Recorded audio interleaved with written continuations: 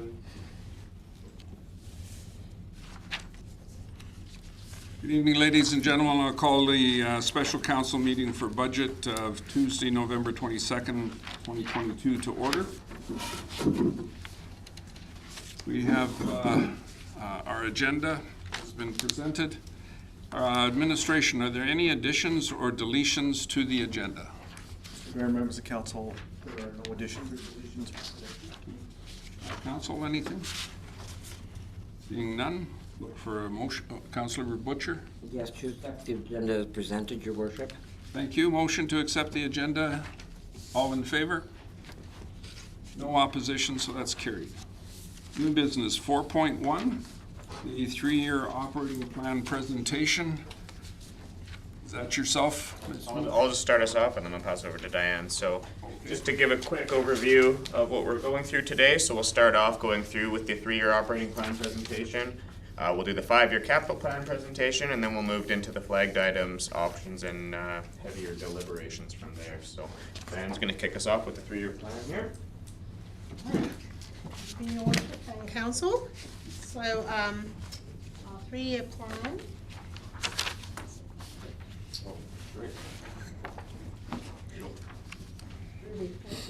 So I'm not going to go through these slides too much because it's nobody's first rodeo on this 3-year plan, but this information is here for the benefit of the public to understand the whole process. So what the primary benefit is and what the section of the MGA talks to. So it's just a plan, it isn't a budget. That's the most important part. It's pretty hard to predict what's going to happen next month right now, never mind 3 years from now. So it's just important to remember that it is a plan that we review annually and update, and we focus more on the annual budget. So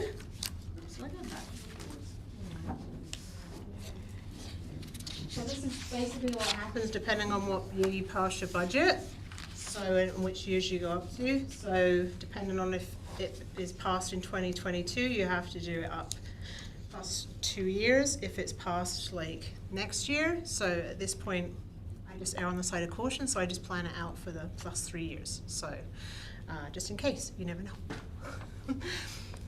So there's some, it's hard to make some assumptions, obviously, with what's going on in the world. Unstable economy, we'll talk about that again, why not? And rising inflation. So me and Ryan looked at what everyone was predicting for inflation, pretty hard. Everyone has a different opinion. So we were pretty cautious for the plan and did 4.5% for 2024, because hopefully by then it is coming back to a normalized level. 4% for 2025 and 3.5% for 2026. Hopefully those are high numbers, but we really just don't know at this point what's going to happen. So that's what's in the plan.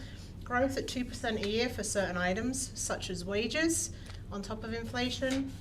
Federal and provincial grant funding assumptions, again, pretty much a shot in the dark. So we've carried forward the current assumptions that we have for operating grants to be continued. Provincial police allocations.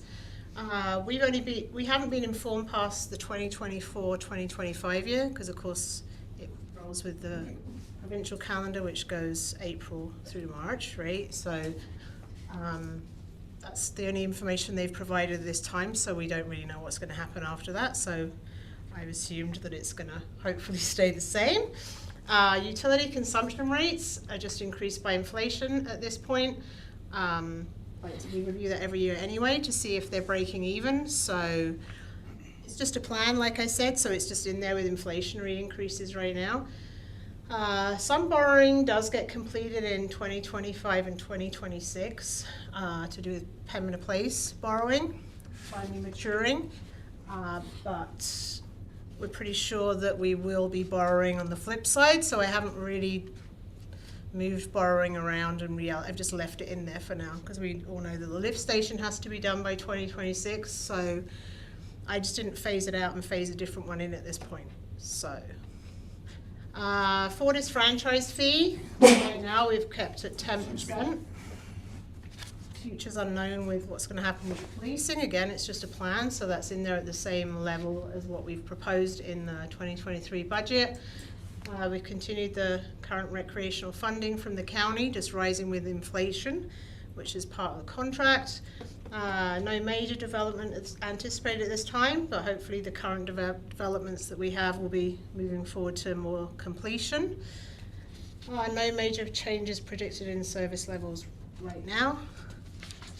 So the 3-year plan change summary. And again, remembering these numbers are a plan, I wasn't going to critically look at trying to drive these numbers down. We look at that more when we get to the budget because we know more about what's going on with the economy and inflation, etc. So right now for 2024 is 8.51. The major driver of that, of course, is inflation predicted at 4.5. So if inflation isn't at that level, instantly it will be less of an increase. But I don't want council to assume that's the budget we're going to bring. Like, this is just a plan. I'm just going to keep saying that. In 2025, dropping down to 5.01 as inflation's going down, 26 to 7.99. That's a biggie that's in there. Even though inflation is going down, the master service plan is due for a major rewrite in that year. So it's another thing for operating that we have no funding for. So we predicted around, I think it was 150 grand. We don't really have a quote for that, but that hasn't been updated. A full update for a long, Noaz will probably know the year. I don't know, pop quiz. Yeah, so originally we did in 2010. Right. And we had an amendment, it was in 2016 or 17. Yeah, was an so it's pretty amendment, so old. Yeah. So that's kind of the summary of what's happening. So I'm just going to go through the major service changes. So Questica implementation for the budgeting, of course, it would happen in 2023, so that comes out of 2024. So does the reserve transfer to fund the M&P contract, the recreation booking software implementation, because of course the first year for software you have to pay for the implementation as well as the support. So the implementation drops off after year 1, but then you just carry on with the support contract. Roof assessments are done in 2023. Added items are just the normal things like annual computer rotations. Fitness center rental should start in 2024. Ice edge replacement, all things every 2 years. Fire bay work, so electrical work for the to prepare a wash bay in there is the plan to spread that over 2 years. The gap analysis, some signage, the MDP and the land use bylaw update, which we're funding with reserves right now from a potential 2022 surplus. That list is getting large right now for that surplus. So derrick inspections every 5 years. I'm proposing to keep increasing that streets funding. Grants being phased out by another 10,000 a year. So this is what it looks like by object. I'm not going to run through it, but this just shows the inflation, the growth, and the service changes that I just went through to show you what 2024 looks like. 2025. On the flip side, those things I talked about being added in to 2024, some are coming out, like the MDP, like the gap analysis, the derrick inspection, and the added items, of course. Ooh, that's an election year. So election costs, election council, new electronic devices, training for a new council, fire maintenance we left to continue the wash bay setup, to finish that project over 2 years. Potential derrick repairs after the assessment, again increasing the 10,000. I just got the note on there because, like I just talked about, the policing, I just added that note. Who knows what that might be in that year. This is the summary of 2025, covering all those same items. 2026, on the split side, council elections done, all those costs come out. Derrick repairs, fire bay maintenance finished. Big item like I talked about is the master service plan. No funding currently apart from taxation for that, so it's another potential one to try and tuck some money away if we can. Bridge inspection, this depends on repairs being done with that STIP grant, so that's in there, and that's pretty much 2026. the summary. So some of the reserve objectives, of course, we talk about this a lot, for planning for future needs, contingencies, avoiding debt, mitigating our risk more. So reserve stabilization, I'll just talk about this a little bit. So in administration, from 2024, we're continuing with the technology reserve. Technology is moving so fast, and right now we're catching up and trying to fund it with reserves. It's good to keep putting money away for that. The fire, as per the policy, sales less vehicle expense. It's only about $5,000 a year, but that goes to the replacement vehicle equipment reserve. Streets, planning on, in the plan, I've increased that $10,000 a year. Which probably isn't enough, but it's something. Utilities, continue with the capital investment charge. And like I said, we look at that annually. The garbage dividend is continuing based on the current contract with GFL. Permanent place, still the 50-50, 50,000 from the town, 50,000 from the county. And parks right now is continuing for the walking trails. Fortish franchise fee, I haven't changed it past 10% right now. We do need to work to more, towards more strategy. Like we've talked about, grants diminishing. So yeah, and the pool, obviously, we've got no, right now there's no monies going towards a pool reserve. So that's the happy news. With my crystal ball. Like I say, it's a plan, but if you have any questions or concerns, try our best to project, but like I say, we revisit in depth every year. Any questions? Anything from council? Go ahead, Councilor Olson. Thank you, Mr. Mayor. A few things on there that I've seen that we possibly talk about in our next cow. Fire department. Get rid of it. We don't own a damn thing over there. We own 2 trucks that we don't make any money off of. We make money on the calls, which is around 5,000 after the vehicle expenses. Yeah. We only pay the vehicle expenses for the for the pumper, not for the rest. That's what I mean. The other truck We own both, yeah. We own both. We don't make anything off the rescue unit. Sturgeon County gets all the money off of that. First, sorry, Outside of the, yeah, outside of the town limits. Inside the town. Oh, hello. Nicholas gave up on me. inside town, if we use it, yes. Yeah, in town limits we Yeah, get but the money. Yeah. That's used 90% of the time outside of town, Yes. and so the revenue, we get nothing. I mean, They pay for all the expenses for Yeah. it, but we own it. Yeah.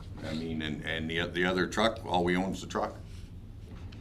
We don't Yeah. we don't own the hoses or fire axes or anything else on it. So we own a truck. There was. Oh yeah. No, this year agreement we signed, apparently we signed over all the equipment to them. So that's what I mean, we own a truck over there. Well, the equipment got signed over in the original contract.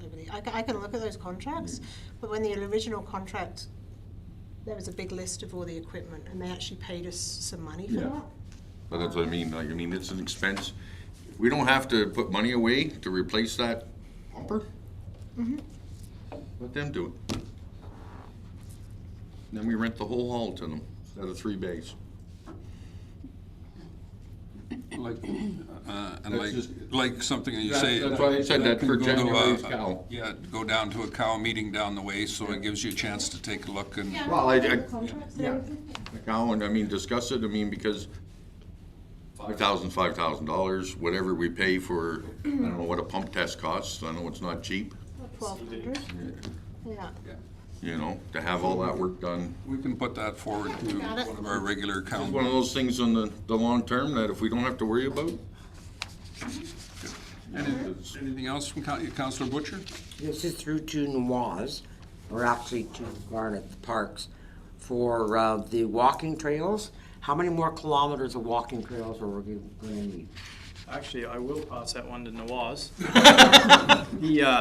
He handles the trails, they just fall in my budget. Thank you, Your Worship, and member of the council. Currently, we have on the books, it's from the Willows all the way to the trailer park. That's the one walking trail which is not on the books, how we want to construct, because originally we were planning through the developer from the Rosa Terra, but we had a different option with the Rosa Terra. So next year when we finish this project, we will see how much money we spend and how much is the leftover on that project. Do we have enough to construct that the walking trail, or maybe we can put for the 2024 that project on the list of the capital projects, because that is the main important, which is portion which we are missing. And then there is another portion which we are missing. It is between the Barron's Land on the west end, where we have a sanitary utility right of way. Still, we are working with legal teams to get a permission to have our sanitary utility right of way. And the plan is that if we get that the utility right of way, then we can have a walking trail over there to connect the west end area. So those are the two main walking trails which we are missing currently. Excellent, thank you. So just to tag on to that, total dollar value, 60,000, 70,000 to finish everything in town? For the both walking trails, it will be, I would say around 250K. 250,000? Okay. That's a long one. Both of the two you mentioned are fair distance, yeah. Yeah, because we would come from Ochre Park all the way through down in towards Kinsman Park. Is that the one through the Barron's Land? No, Your Worship, if you look on the 52nd Avenue, that's the backward P area. If we go from there and going through the Barron's Land and connect to the Ochre Park, because typically you see a lot of people are already walking over there. That's where Kinsman Park is, yeah. And that area plus the Willows to the trailer park, those two areas. Good, thank you. Anything else through to, anything else? Go ahead, Councilor Spicer. With the recreation agreement with Sturgeon County, and we have that 100,000 a year going into reserves, is there a time period that we have to spend that in, I believe, if I remember the agreement? 5 years. 5 years. Yeah, I think, Okay, so we're on year 2 now? This will be year 3, I believe, now. You all ready? We had 5 years to spend it. 2023 will be year 3, I should say. So have we looked at anything with that, or? Smile on his face, yeah. It's one of the potential areas we've been looking for facility upgrades, that kind of stuff. That being said, it's money we can also utilize towards recreation infrastructure. So if we can hang on to it as long as we can, then it might be money to start putting towards the pool potentially, Yeah. or something along Yeah, those it lines. doesn't have to be permanent, please. I'm just thinking we're getting to a period where we gotta make sure that that's tagged or something. Oh, yeah. Absolutely. It's in the reserve sheet is like separate, because we have to spend it on capital, right? So Yeah, I just knew that time, a 5-year period or something is coming. Technically, once the 5-year period elapses, we just have to present a plan to them for how we're going to spend it. If we tell them it's going towards the pool upgrade in the future, they might just say, perfect, keep at it. Yeah. Okay. Anything else from council? Okay. I think the biggest thing that we often get our head wrapped around the wrong direction is the fact it's a plan, not a budget. So tomorrow we can cross out this and put in that. It's the way it works. But being that it does not include the year in which it's prepared, does that mean this year? Because that's when we prepared it, or next year, which is when we have a budget, so it now has to go Or if you pass the 2023 budget in December, it only has to be 2 years tagged on, so 23, 24, 25. If the budget doesn't pass, like some municipalities do an interim rate, and then they'll do a 50% interim, and then the final in Interim. 2023, and their 3-year plan has to go to 2026. 6. Perfect. Yeah, I just built out the model when we did the interim one, when we did COVID, so my model was set up for that many years, so I just plugged them in. Which is where I was going. I wanted to make sure I understood that the timeline for the budget is what triggers that extra year. Yes, it is. Good. Anything else? Thank you very much for the I 3-year smell plan. smoke there, Mr. Mayor. I'm sorry? I smell smoke. Not talking yet, so. Great times. I thought for a minute there that we had it. It was nice smoke today in the office, so I was really getting some. Okay, so 4.2 is the draft 2023 to 2027 5-year capital plan presentation. Got it, back to me, so, just get us started. Again, same type of slides to lead off, just to show the legislative requirements around everything. I'll cruise past it. Everybody's seen this before, but TCA policy stipulates that anything over $5,000 we treat as capital. As an accountant, I kind of have a laugh at this every year when I see it, and I see this slide, because technically that's not correct, but that's how municipalities operate, so it is what it is. Capital in the municipal context, so there's 4 basic streams. You've got your core capital, you've got your service capital, your support, and your social. So it's generally, core is the most important, next is service, next is support, and finally social capital is generally your value add at that point. Not always that way in priorities, because a lot of times recreational bypass some other things, software bypass some other things, but that's the main 4 streams in the normal prioritization. Some pictures of some of our infrastructure in town. You know the guy in the green shirt down at the bottom, focus on the kid, he's way cuter than me.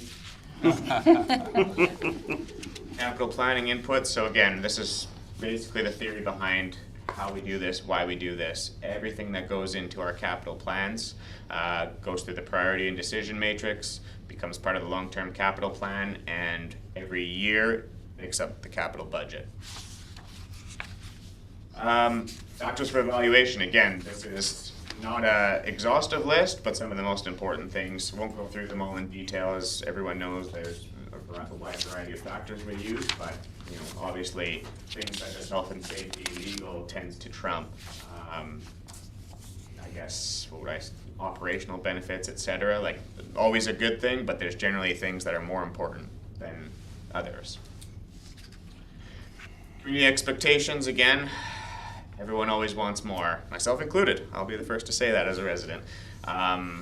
Where I've got a bit more of an advantage is that I know where our resource availability is. So one of the big things that's come out of this year after year is every year we try to keep up with what we do, what we spend, how we do everything.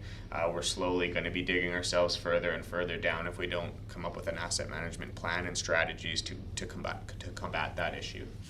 So I'll get more into that as we get further. Just a brief overview of our capital budget. Won't go into any detail, just makes up part of the presentation so we can see the progression as we go through.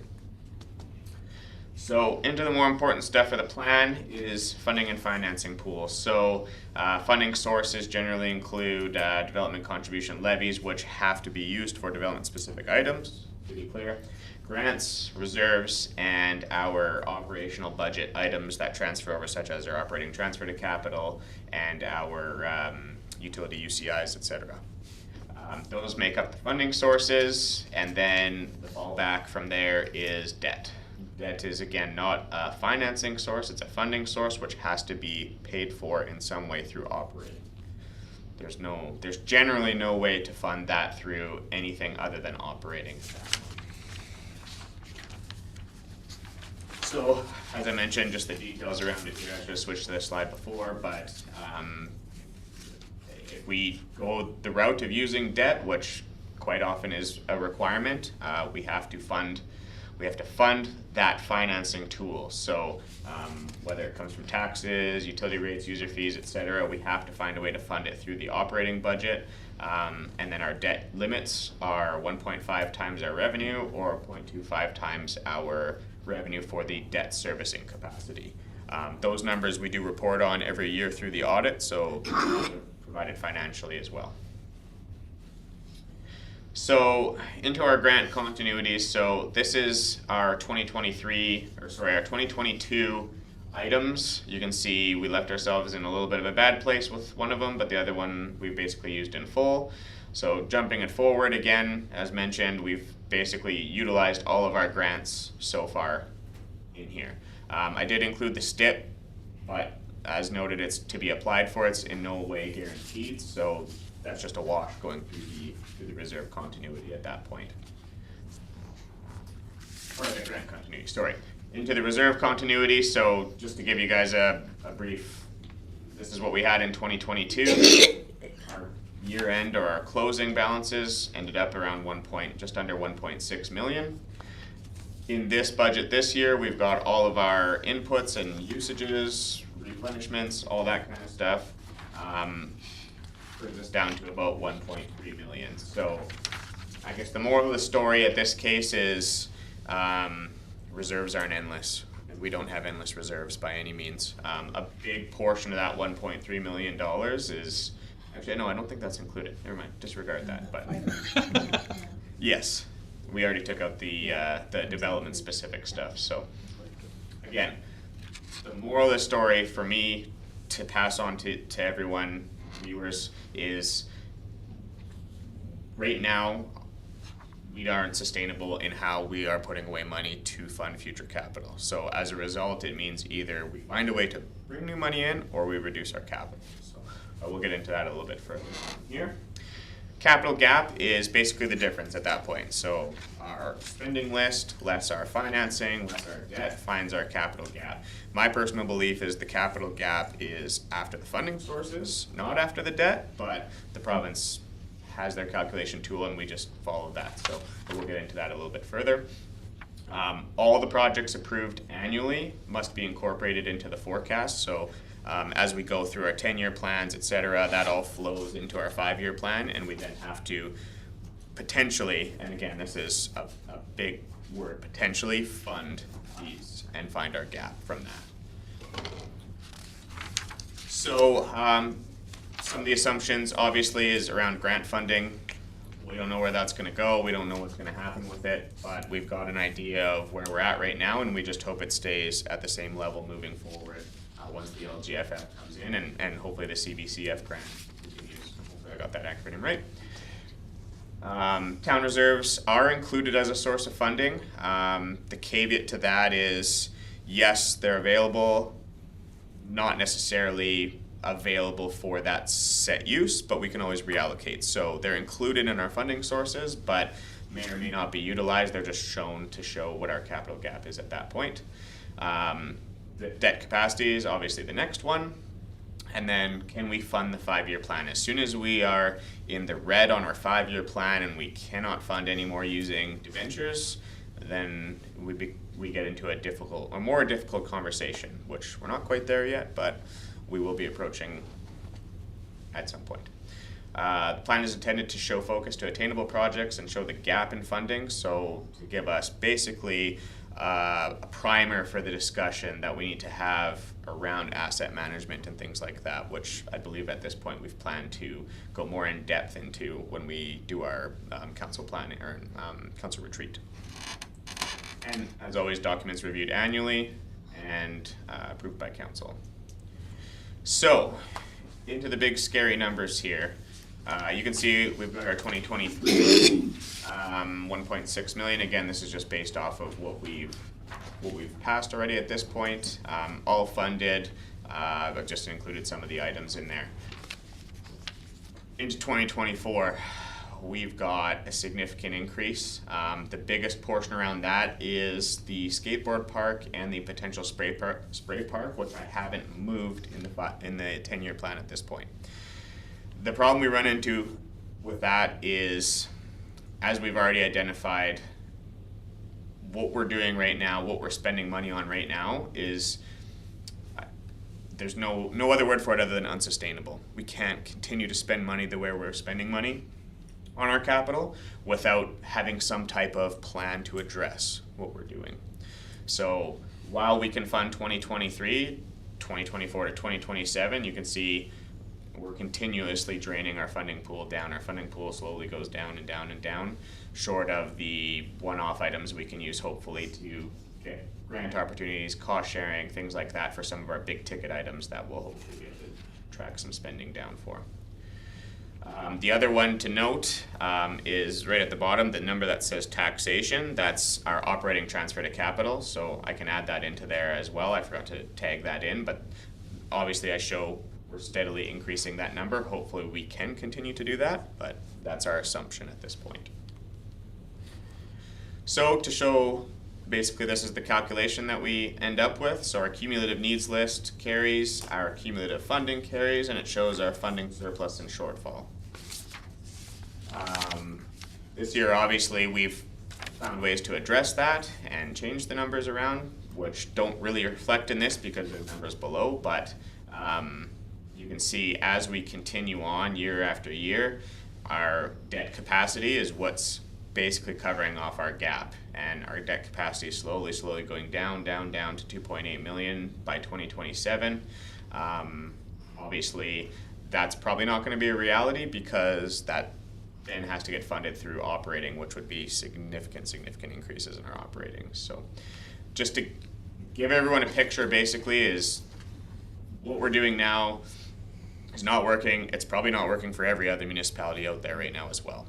So everyone's kind of in the same boat, trying to come up with strategies, trying to come up with plans. So again, just as a primer to the conversation, I'm trying to give you guys a picture of what we're looking at, what we need to address, and we will work on coming up with plans, strategies, things like that, and really dig into the issues we're looking at for the next 5 to 10 years in our retreat at that point there. So again, some other funding strategies that we've included as well. These are purely theoreticals. These are things that the provincial government said if you have a gap, you should come up with plans, strategies, ideas. So we've included some ideas in there. Again, purely theoretical. There's nothing established, nothing existing for these. So it's just showing potential opportunities that we can utilize to address our capital gap. Are there any questions? Anything? I know it's a lot of information. It's not the greatest of news, but it gives us sort of a primer to start thinking about the tough conversations we're going to be starting to have as we move forward into 2023 here. Go ahead, Councillor Butcher. Brian, I really appreciated the fact that you said this is not only our municipalities struggling, it's all municipalities struggling because of the funding from the provincial and federal governments. So our residents have to understand it's not us. Yep. It's every municipality is struggling with the cutbacks and the extra things they're putting on our plates. For sure. Absolutely. Anything else through to Ryan? On your debt capacity availability, does that take into account the fact that we are going to lose a couple of debentures?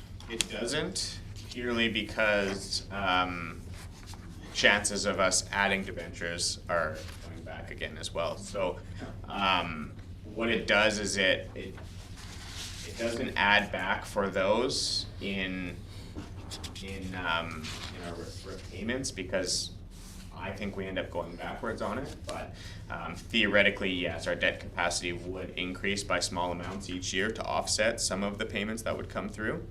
So I could adjust that to show that, but it's not mountains. Again, and my point to this is that's not the number we need to be concerned about. It's the number above it, the red number. That's what we need to address, not the debt capacity, because we really don't want to use debt to fund everything. The other question I had was, do we know what the principal numbers were for those debentures we're losing, and about how much a year? About $360 something a year? I don't have those numbers off the top of my head, but we can definitely get those. Okay, what are? Yeah, there's two debentures. There's one that falls off in 2025, one that falls off in 2026, and then one that falls off in 2030. And those are our closest ones that will drop off. 2025 one's a smaller one. 2026 is the big upgrades for Pembina. Yeah, I think it was 6 million. And then the 2030 is the storm sewer. Yeah. Okay. Thank you for that. Anything else through to Ryan?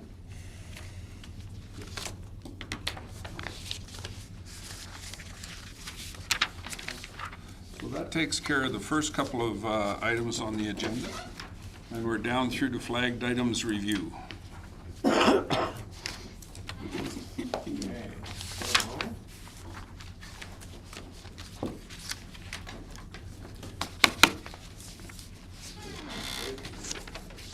Really tight. Yeah. As soon as I open it, I said, that's not gonna work. Okay. Keep going, buddy. Robert, you wearing your glasses? Yeah, I can read the header. All right, go sit beside Nawaz. All right, so, I'll start us off then on the flagged items. What we'll do is we'll review the flagged items, and then I'll get into the budget reduction options from there, if that works for you guys. So, what I did with the franchise fee one is a little bit more, a little bit more than just the questions that were being asked. So I've put together basically three options at this point. So the impact of not using a portion for the sewer liners reserve. What that would do then is it would decrease our tax impact, and it would lump straight over to offsetting additional policing costs. So taking a step back, we took a look back at where we left off on our discussions when we originally brought the franchise fee in, and what our notes had said that the original plan for the franchise fee being implemented was to offset the debenture, and the remainder was put to policing. So I thought I recalled that. I wasn't sure off the top of my head, so I wanted to check before. So that's what our notes show. We don't have any resolutions to that, but that's what our notes and our budget are for those lines. So just for clarity, that's how it's been put into the budget. What that means is basically nothing, to be honest. Whether we put the money towards there, we put the money towards there, it's all revenue expenses. There's really no net impact in the budget at that point. So again, just to discuss the history on that. So, like I said, three options. First one is to not earmark that amount towards that sewer liner reserve. We can then use it to offset some more additional policing costs, which aren't fully covered, and then we end up with a budget reduction of about 0.21% there.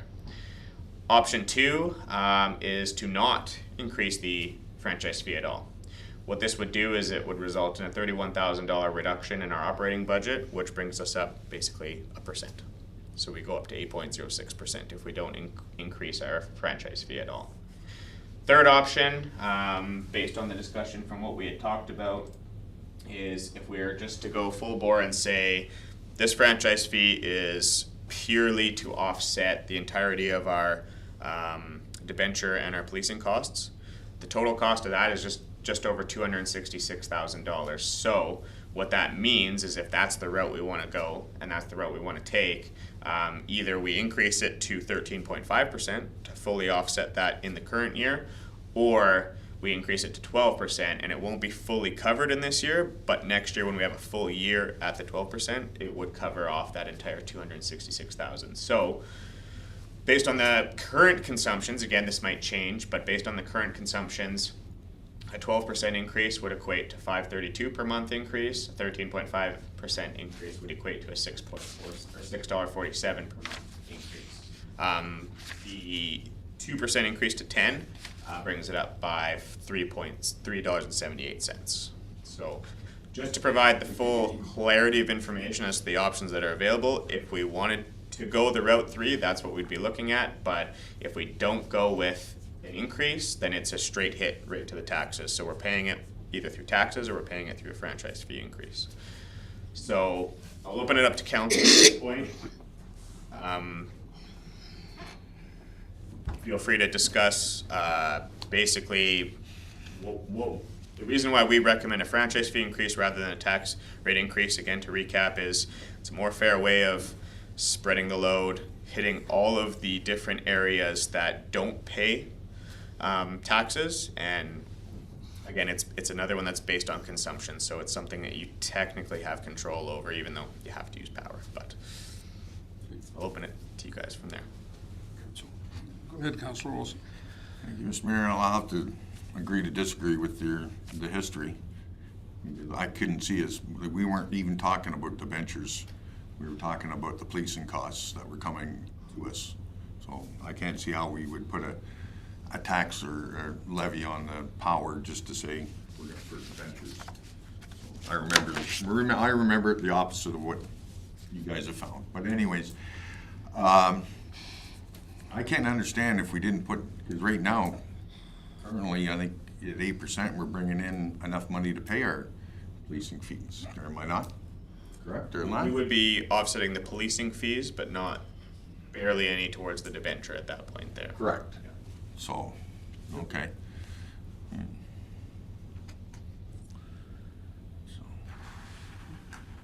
Just for a recap for everybody while we're doing on that information, is that would put us higher than Bruderheim, Gibbons, and Lamont as far as the franchise fees go if we were to increase to the 12 or 13%. Yeah. But we would still be less than Legal, Morinville, Westlock, and Bonaccord.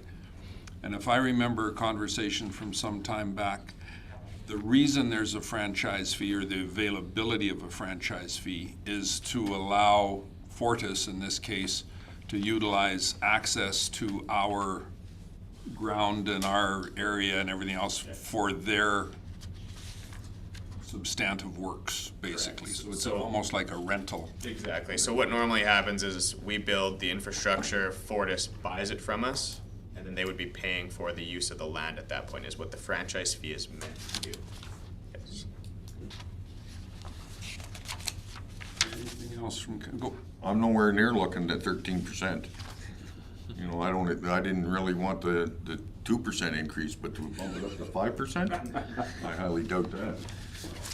So, but, I mean, if the 2% is gonna save us, the taxpayers overall, the ones that pay taxes, like you were saying, the 1%, then, yeah, we gotta go that way then. I think We one of gotta the, get those non-tax-paying people involved.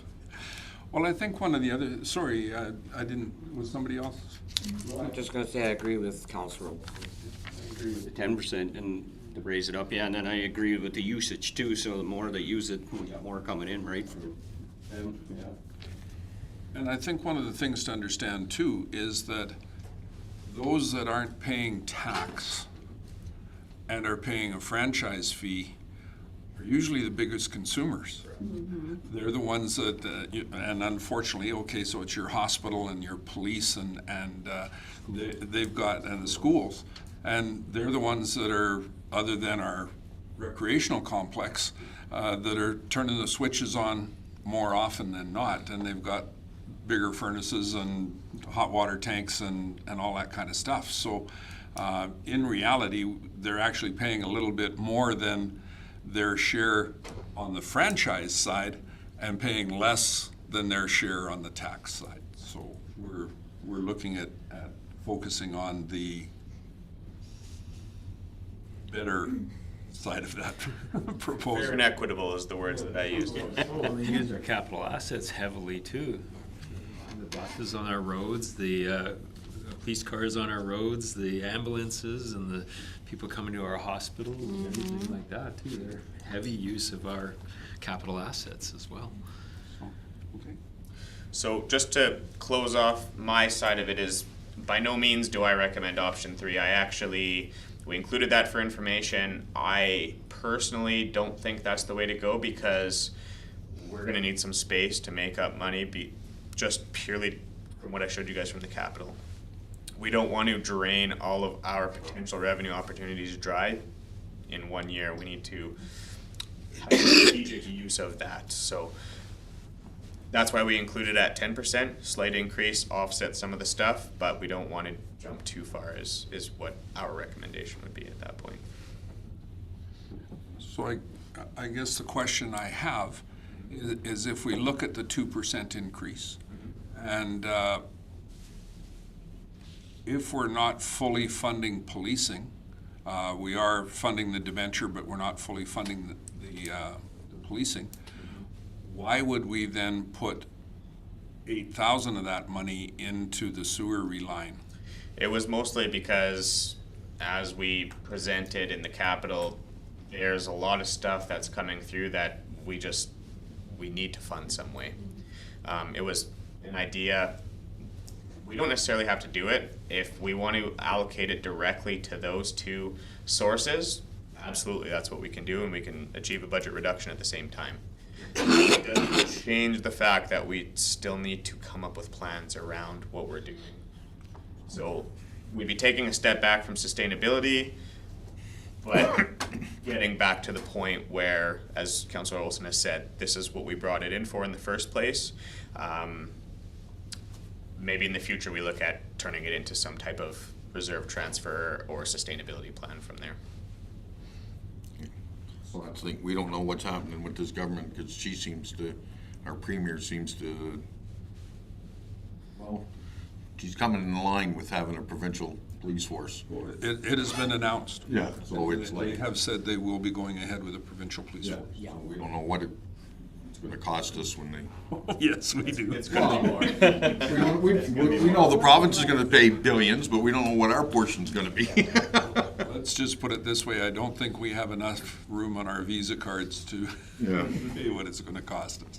So I guess to close off, if there's nothing else additional for this, does council wish for us to reduce that reserve transfer and apply that money to the policing, which results in a cost savings at that point? Is that the direction? Sorry? So do we want to? 2% in, Correct. So we drop the 8413 reserve transfer, dedicate that to policing, which results in a cost savings of the 8400 and reduces our budget. we had, according to this, we're gonna collect $220,000. Policing's 130. The debenture. And debentures too. Primary reason was the policing remainder debentures, Yeah. and then whatever else. Go ahead, Mr. Van Buell. So, Mr. Mayor, members, the way this is showing in the budget is there's an $8,000, and as you pointed out yesterday, Councillor Olson, there's an $8,000 reserve transfer dollar from this, like, when we raise it to 10%, there's a $8,400 transfer into a reserve funding. If we back that $8,400 out and we use it in our operating, there's an $8,400 savings to the operating, which is the 0.21%. So essentially, if it was council's wish, we would still raise to 10%, but we would use all of the money into our operating without a reserve transfer. And we would take that number, the number that we had yesterday, 7.06, and we would reduce it by 0.21%. So it'd be 6.8, 6.5 6.5 or whatever. Taking a hit on sustainability. But so then that means that 8,000 wouldn't be going towards into reserve. into reserve for the fuel or for the just sewer gone. liner. However, go ahead. Reduce taxation and reduce sustainability. Yeah. So we would then have the option of finding that 8,400 either in a different year or in a different process, some sort or another. Right away right now, so we'll get to that discussion later.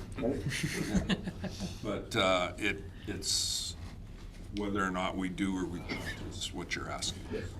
So what I need to know at this point is, it sounds like we're okay with the 10%.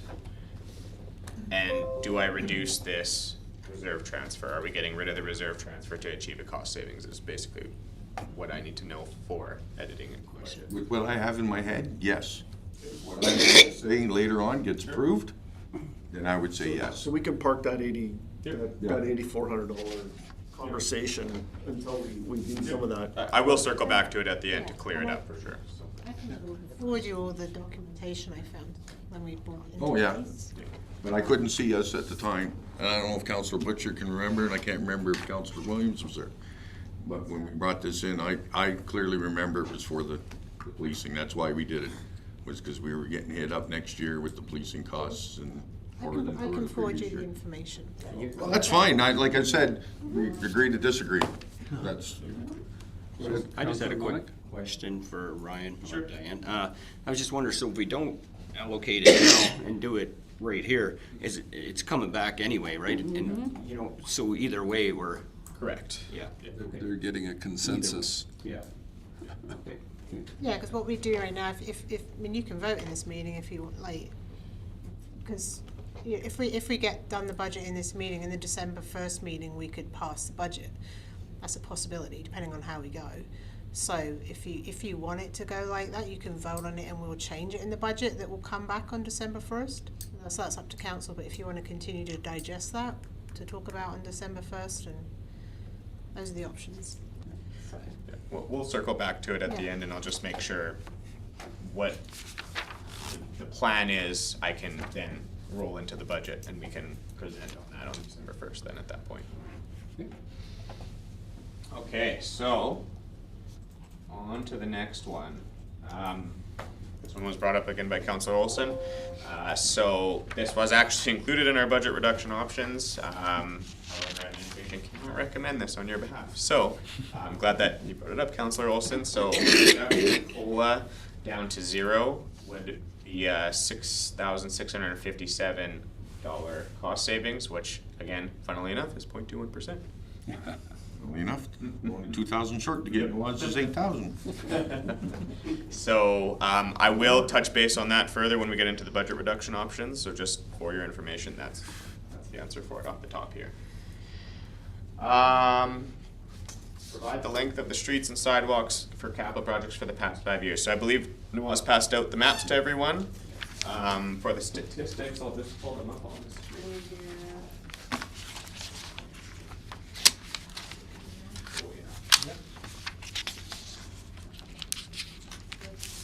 So, Your Worship and member of the council, last night there was one question regarding how many meters or kilometer miles we are doing the sidewalks and streets every year. So last 5 years, you can see on the screen that how many linear meters we are doing, and average is 434 linear meter on the sidewalks and 0.74 kilometer on the roadside we are doing every year since last 5 years. Last year was an expensive one because I'll say, call it Mel's Street, I don't know the number, where it had to be dug up and redone. My street too. Yeah, Ryan Street. Runs full. Ryan's fault. 0.74 would be pretty hard to shrink that down. Yeah. So in 2018, you can see the linear meter was 275 linear meter, because in 2016, 17, and 18, we were doing the ramps, the accessibility ramps, so we were doing those changes of the ramps, so that's why we are reduced on the length of the sidewalks. But overall, we are doing around 470 or 434 is the average for last 5 years, linear meters. And cost is varies, because if it is a separate sidewalk, cost is a little bit cheaper. But if you go to the rolled mono, which includes the curb and the side, so then it's a little expensive. So, and you can see it's pretty small amount which we are doing every year. And I drop this sheet on your desk. If you see, that will give you the total infrastructure what we have in terms of kilometers. Water main lines, we have 19 kilometers, sanitary lines, 23 kilometers, paved road, 18.1 kilometers, and 8.4 is a gravel road. Sidewalks, 23 kilometers, back alley, 7.1 kilometer, farm sewer, 1.1 kilometer, and gas line is 43.4 kilometer, from which steel is 31 kilometer and poly line is 12 kilometer. So you can see this 18 kilometer of the road, and we are doing 0.74 kilometer per year for the last. 5 years, 28 years, something like that to do. Your rotation column. Yeah. And sidewalks are about 12 years, 13 years. And do we have access to our company or not? Technically. Anthony, yes? Yeah. What do you want? Yeah, I have those two maps I drop on your desk. Those are from the Associated Engineering, which they did the assessment in 2017 for the roads and the sidewalks. Can you open the public works?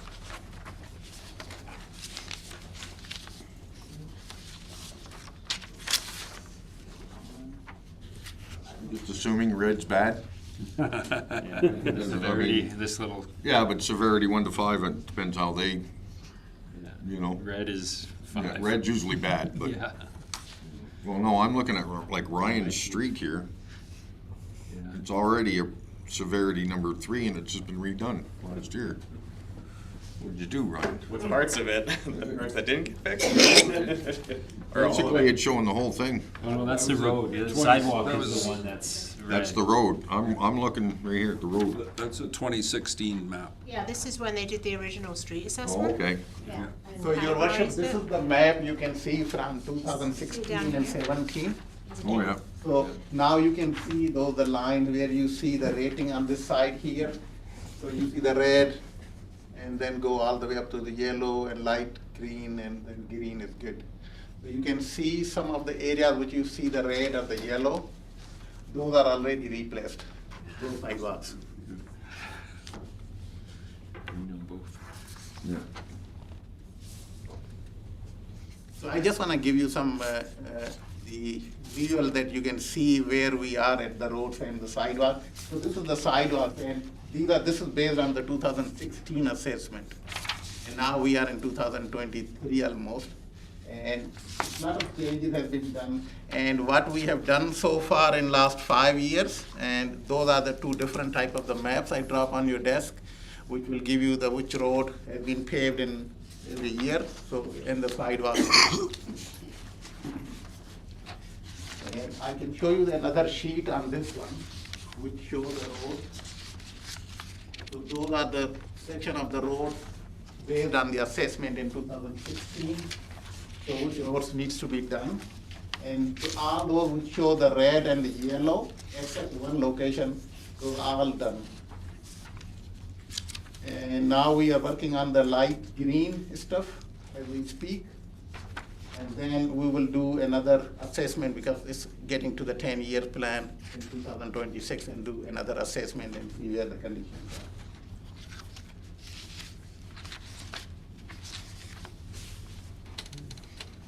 Okay, and any question or any comments, concern? So just to piggyback onto that before we do any questions or anything like that is the next flagged item had to do with reviewing our 10-year plan items and seeing if we can reduce and bump for other projects. So we will provide a more detailed analysis for this that will compile all this together for everyone to share. What I think we should focus on for this part of it is there anything in the 2023 capital budget we want to look at bumping or reducing? Or do we want to keep it as is? One thing I will note is these items and all of our asset management is going to be one of the biggest topics for our council retreat. So we will be getting into very deep detail on this at that time. So if we want to focus on our 2023 plan, our 2023 budget at this point and leave the further discussions into that session, that would probably be beneficial in that we can provide better and more information at that time as well.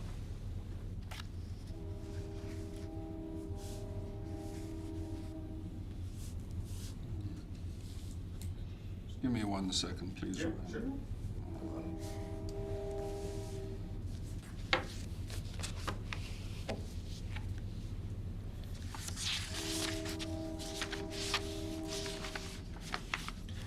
Sighorn.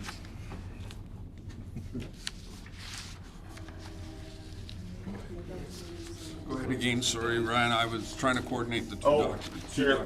That was all that I had, to be honest, is just, if we can, let's try and focus on the 2023 stuff. If we want to do any bumps, if we want to do anything along those lines, let us know so we can make the adjustments accordingly for that.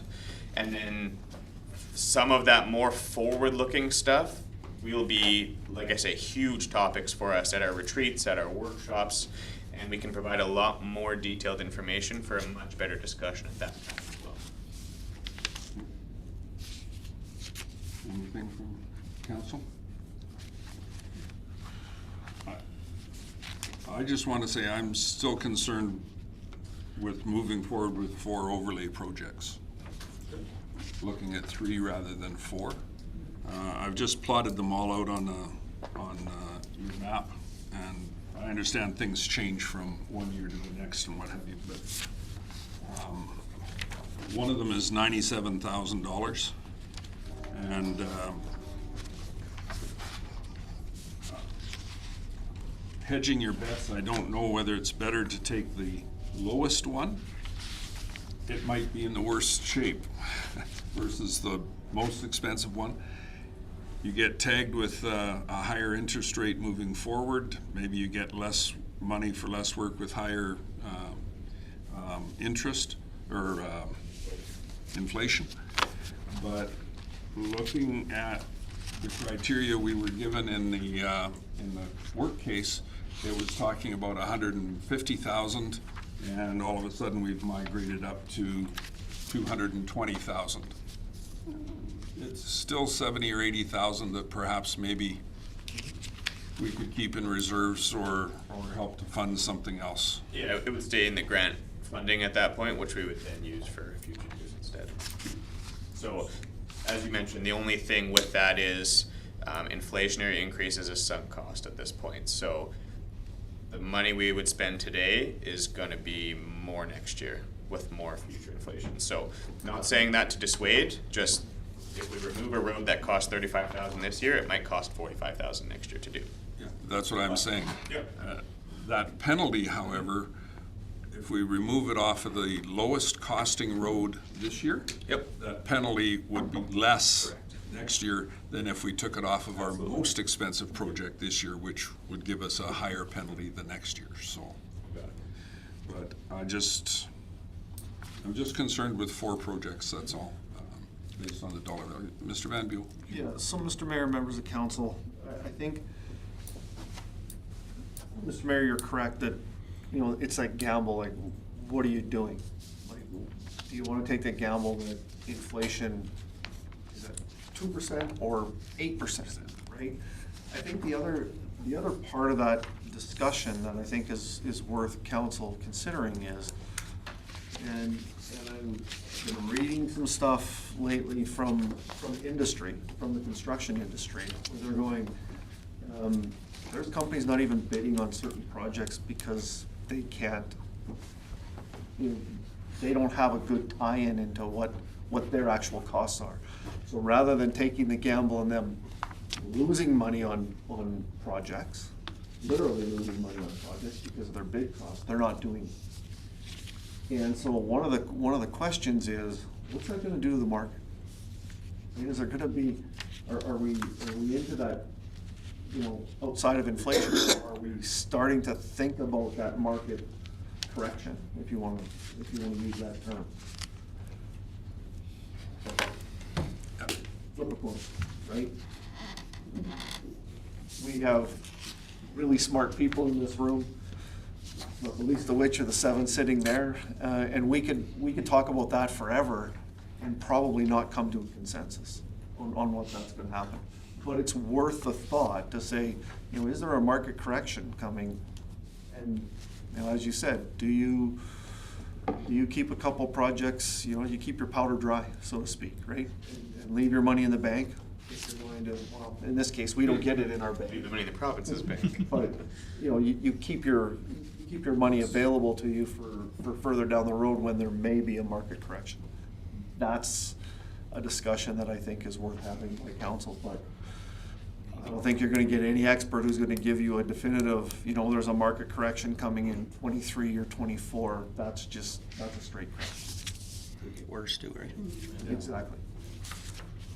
And I know there has been discussion about the recession. And so who do you believe, what do you know, like you say? If some of the big companies are saying, no, we're not going down that road because the risk is too high, what does that say for a small corporation like ourselves, what is our risk threshold? Where do we draw that line? And I understand our discussion yesterday where it's, if you're not budgeting at inflation, you're going backwards. All things equal, yes. But the reality of it is there are always some of those things that you're budgeting for that you don't have to have. You don't have to pay for the inflation market on them. And if that helps the bottom line, so be it. So I think in this case, when we're talking about capital, depending on where your funding source is coming, it's really not helping your operating, right? Because it's money that's coming from external sources. So again, if it's coming from MSI, it's not affecting our capital. It's not gonna affect your rate. What it's doing is it's leaving money in the bank so that potentially, instead of, if there is a recession or what the industry calls a market correction, a project that might cost $50,000 next year in 2025 or 2024 might cost $40,000 instead of $50,000. So there's a market correction of $10,000.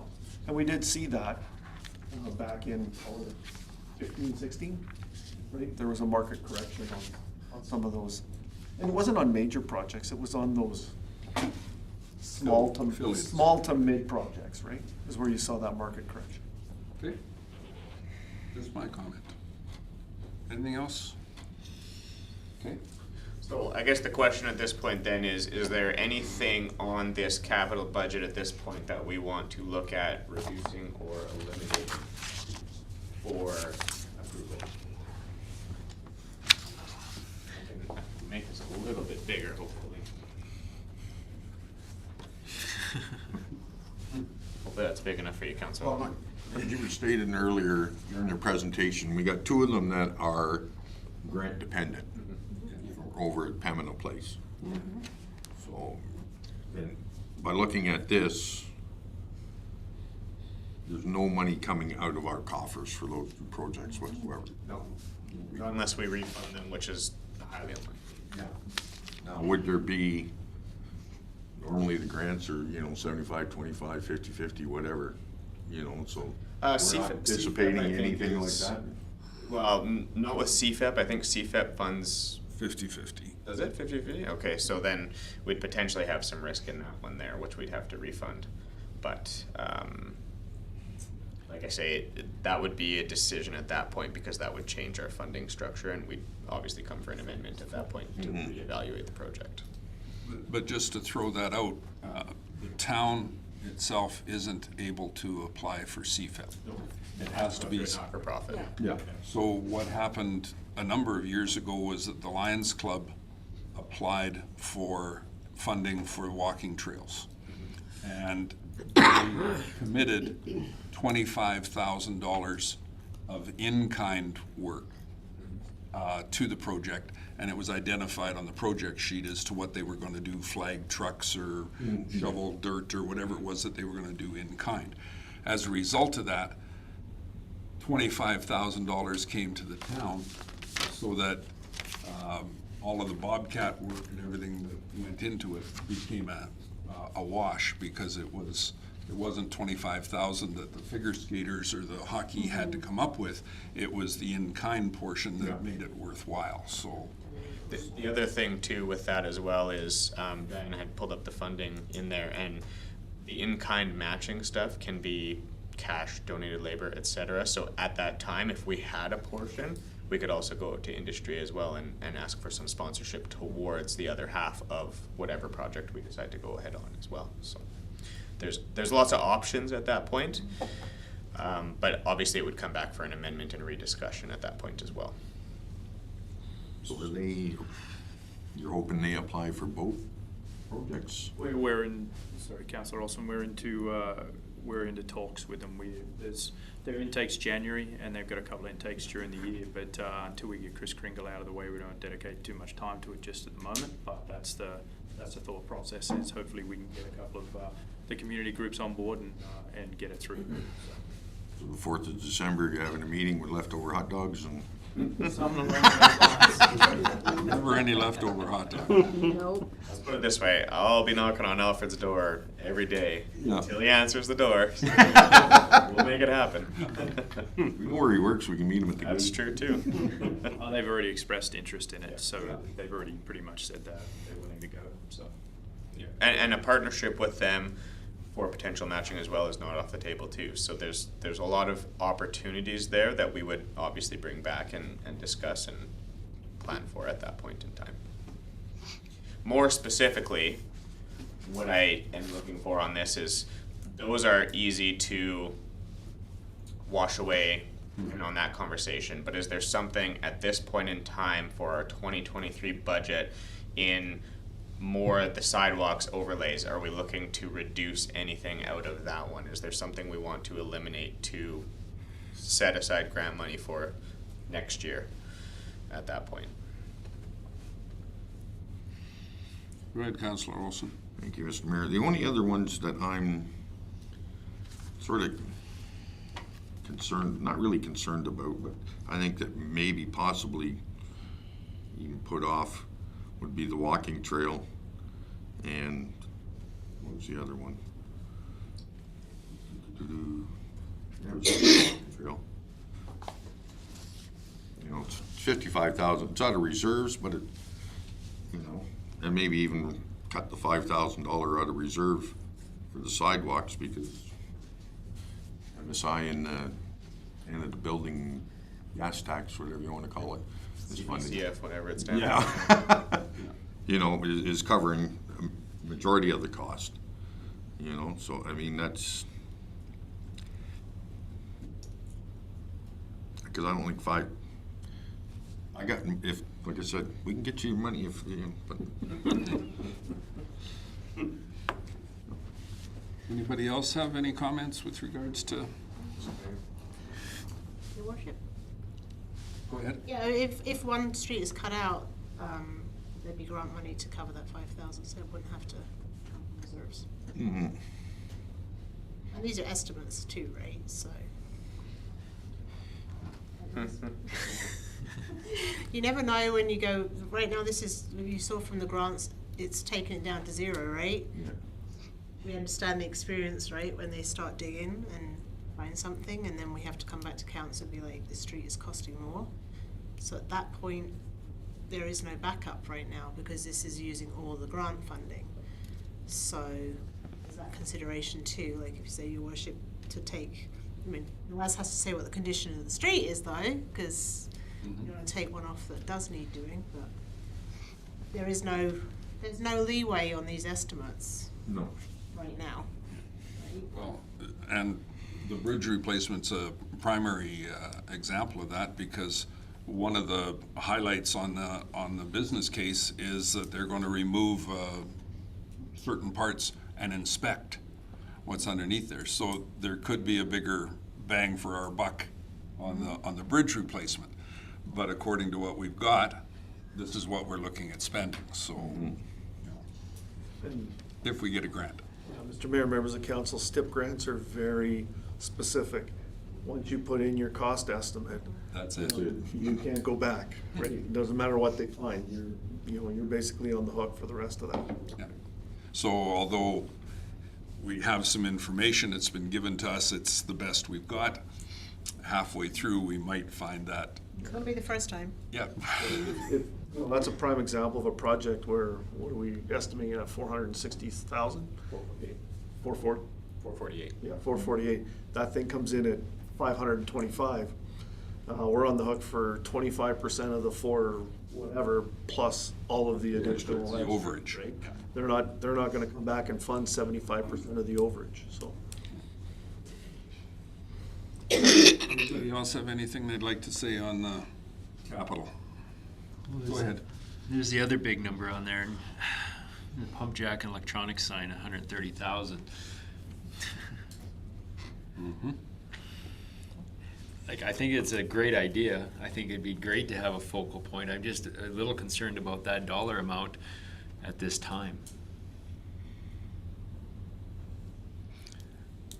You got, the other thing with respect to it is I think it's contingent on somebody's say-so that we don't have control over, if I'm not mistaken. I mean, Mr. Mayor, we've got options out there for sure. Whether or not we use the one we were initially looking at, Alice isn't too happy with us about that one, but we've got other options. But you're correct, Councillor Spicer. Yeah, it's a big number, and whichever way inflation goes, maybe next year it's less. I don't know. But 2025 maybe less, I don't think 2024. Go ahead, Nawaz. Your worship, you are right that the space is the leased space from the CN. So it is the CN that if CN say, no, we do not want to allow anything here, that's another obstruction on this side. And they tell us the pedestal over there on that one corner which we looked, and when we reach out to the tellers, they were asking a big dollar sign, and we moved to the east side where we have a parking space. And so it's still, again, it's the lease space with the CN, so, yeah. Go ahead, Councillor Olson. Thank you. Years ago, the Legion wanted to put a lav or something there, or actually this 113, and the monument over at CN. CN said no. So, I mean, that was years ago. Obviously, there's different people in there, but, you know, they didn't want Arboretum to put walking trails in, so. The lady that I spoke to in person was very blunt. We have our rules and we stick to them. They have their right of ways. So, my piggyback to Councillor Spicer's comment is, what's it gonna take to take down the old one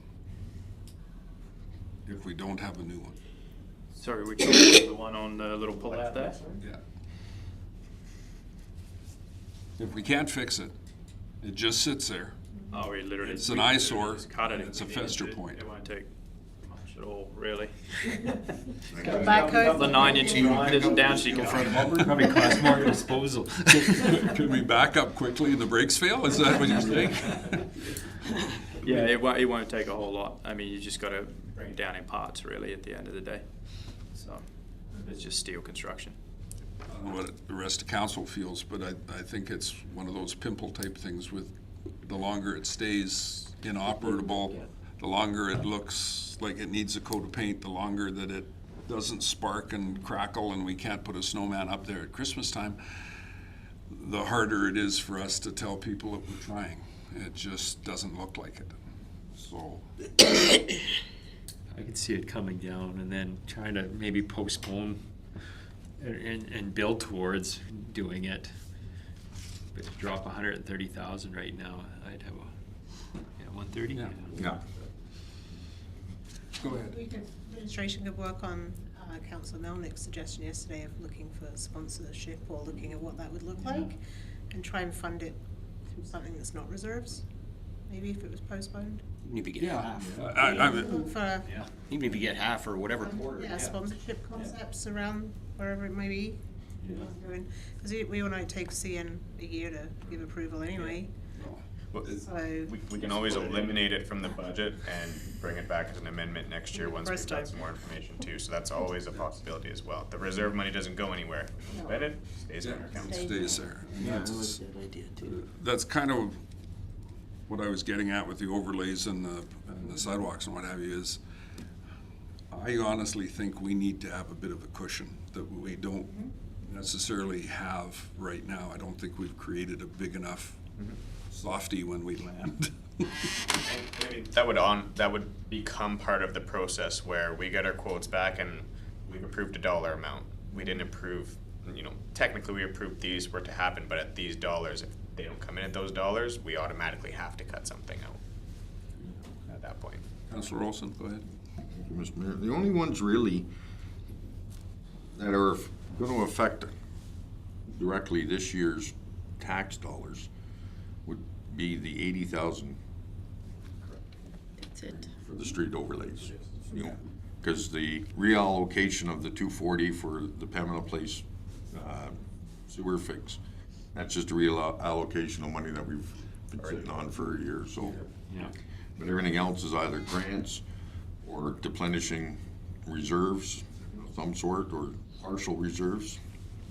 And, I mean, some of them, yeah, I mean, we have to do, like, you know, like the fire hydrant, the bridge, Yeah.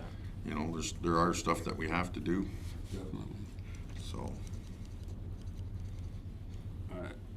I guess we could also talk about the toolkit if there was any hesitation there.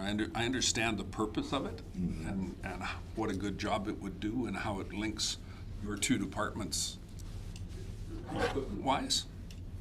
Again, strictly optics at this point in time. Do we need that particular piece of equipment this particular year?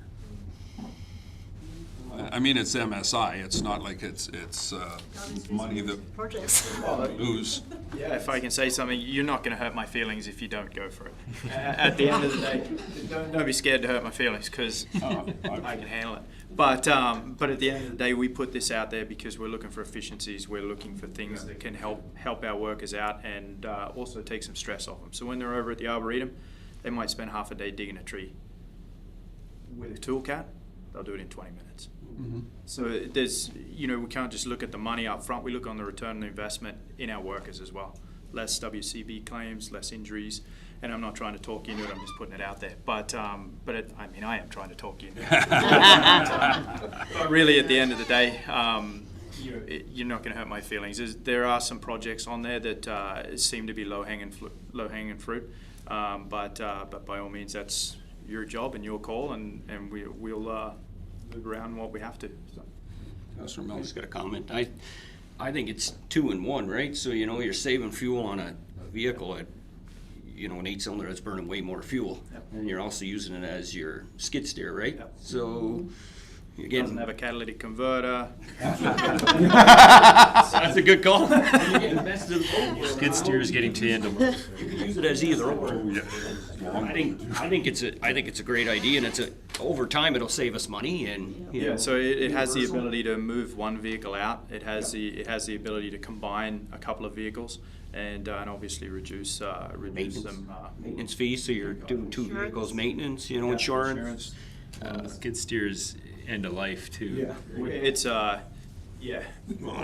was end of it's life. not handling the job too well these days.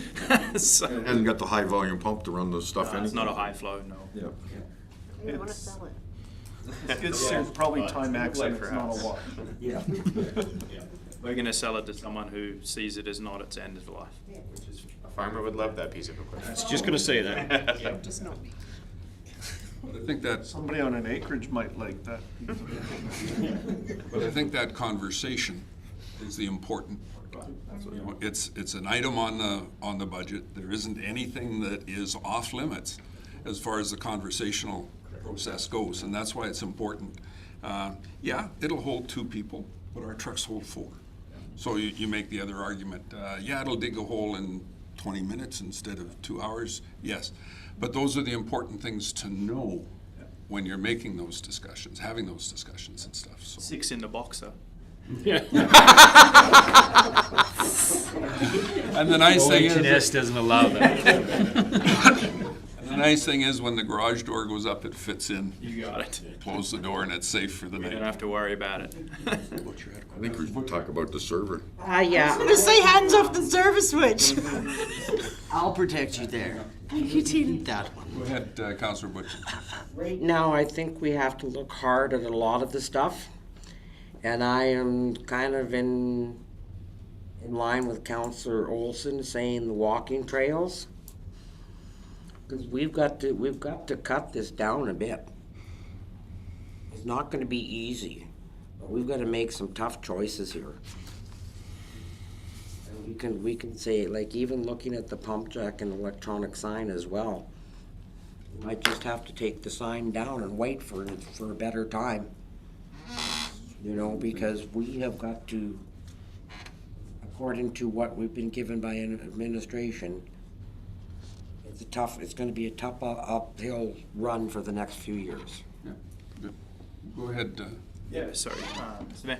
I was just going to say that you can also ask us to reduce some of them if you'd like. I mean, at the end of the day, yeah, it's an electronic sign. We've got one sitting there that's not working. I just gave Councillor Melnick a copy of this. If we could effectively put in just the sign itself, and maybe it would fit where the other one existing is.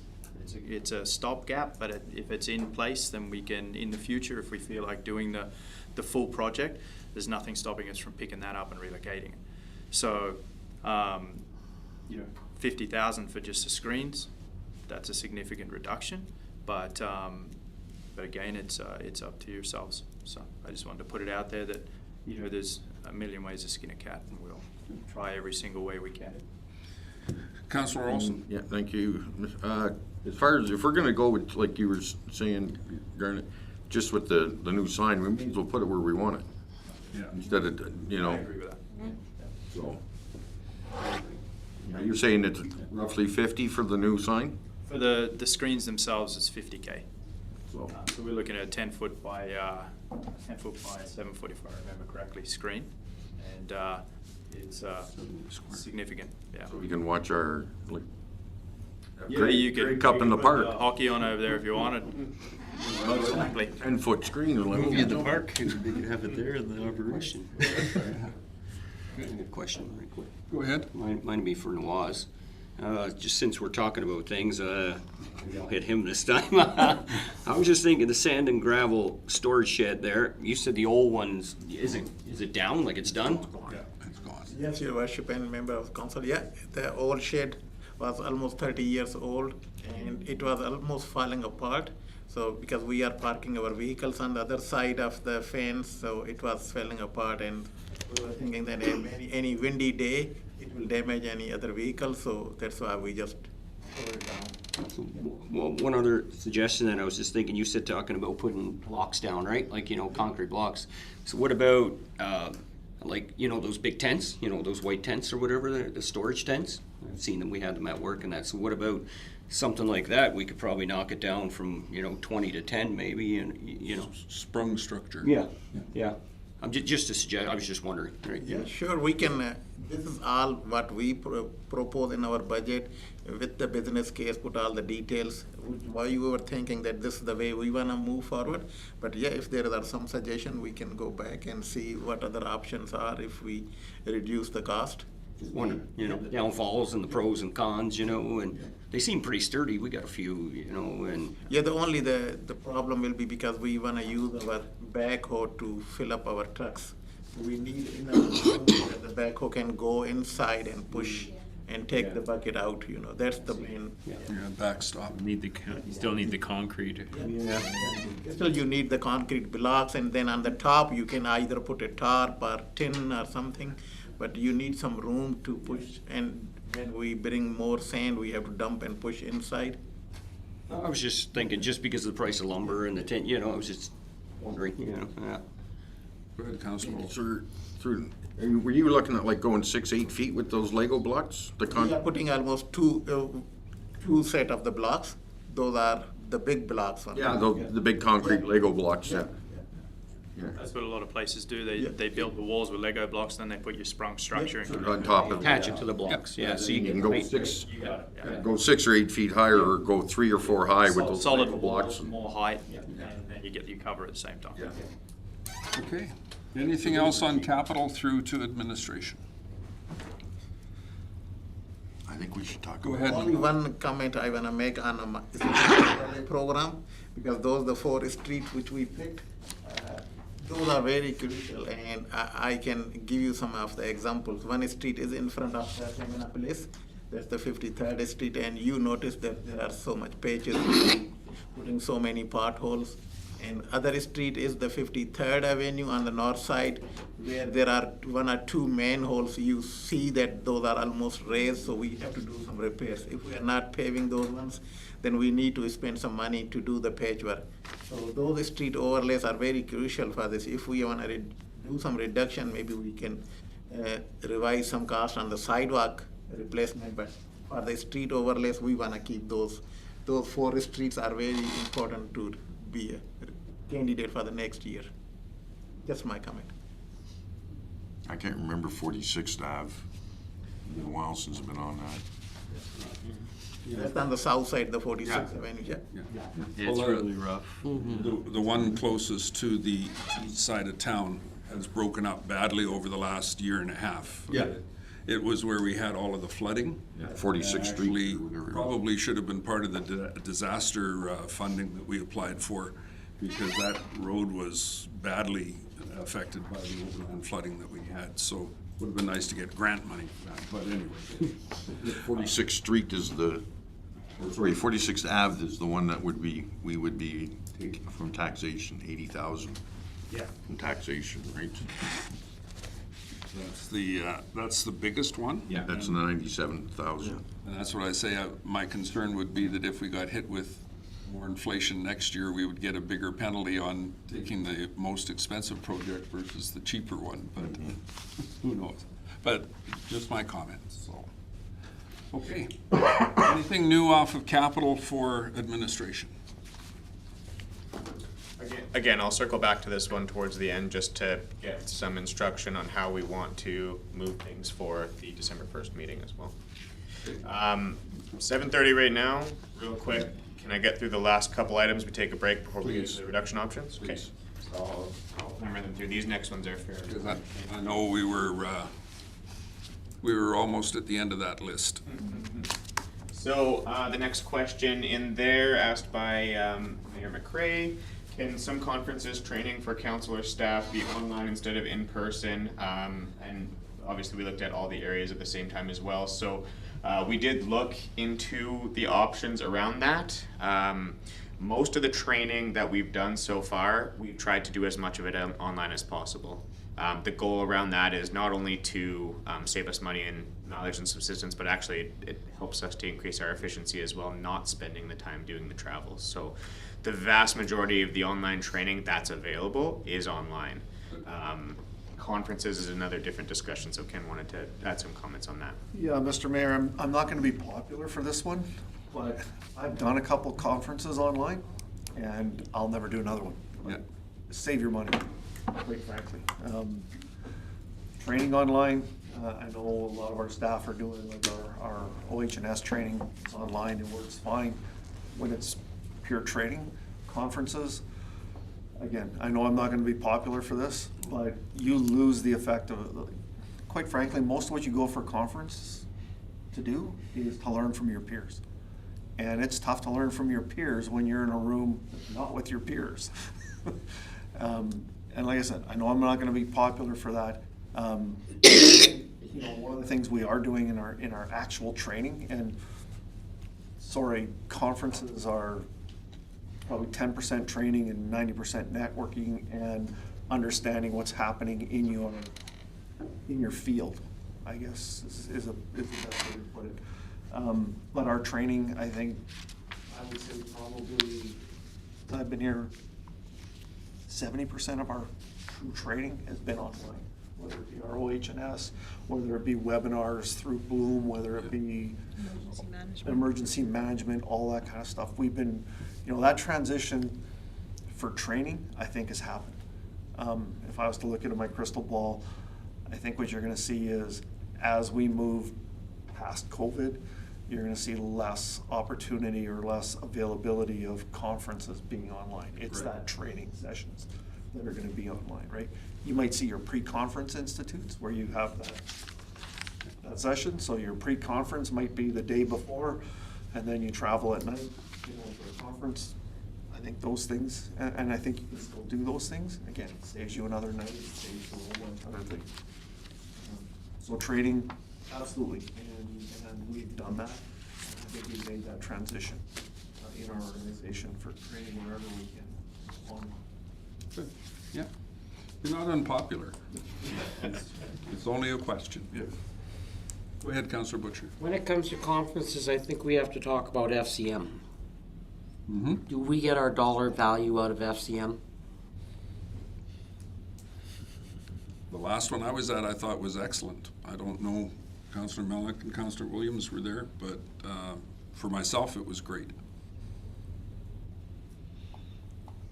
Because in all the years I've been here, is I've been to 2 conferences, 2 FCM, one in Banff and one in Halifax. And there was quite a lot of years in between both of them.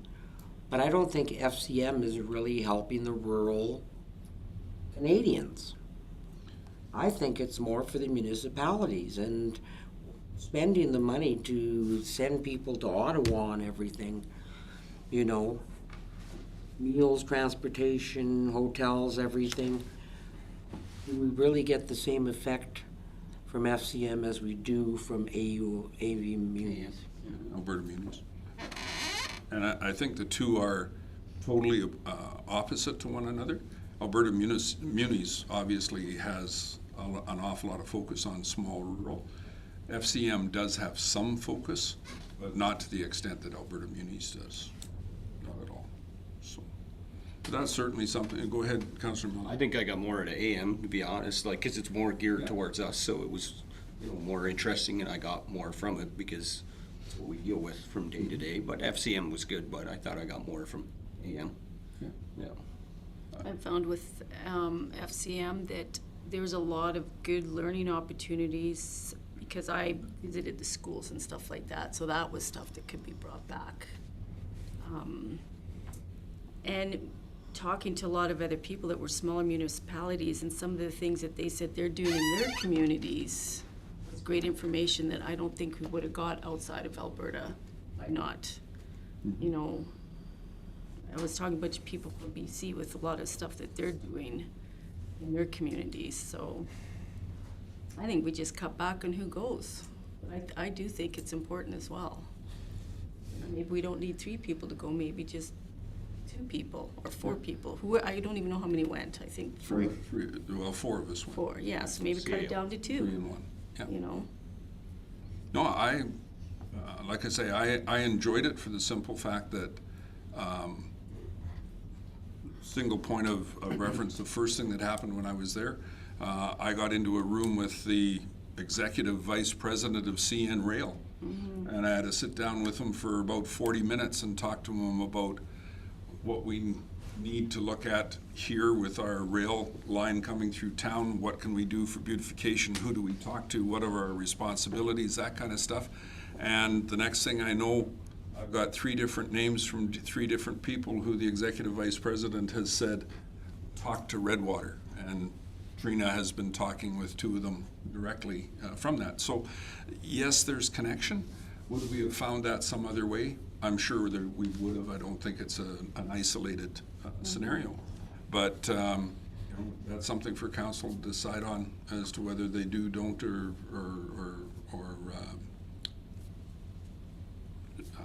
have any opinion about. So, but yeah, go ahead, Councilor Olson. Yes, Mayor. Yeah, I mean, if we delete FCM for 2023, we're probably going to save about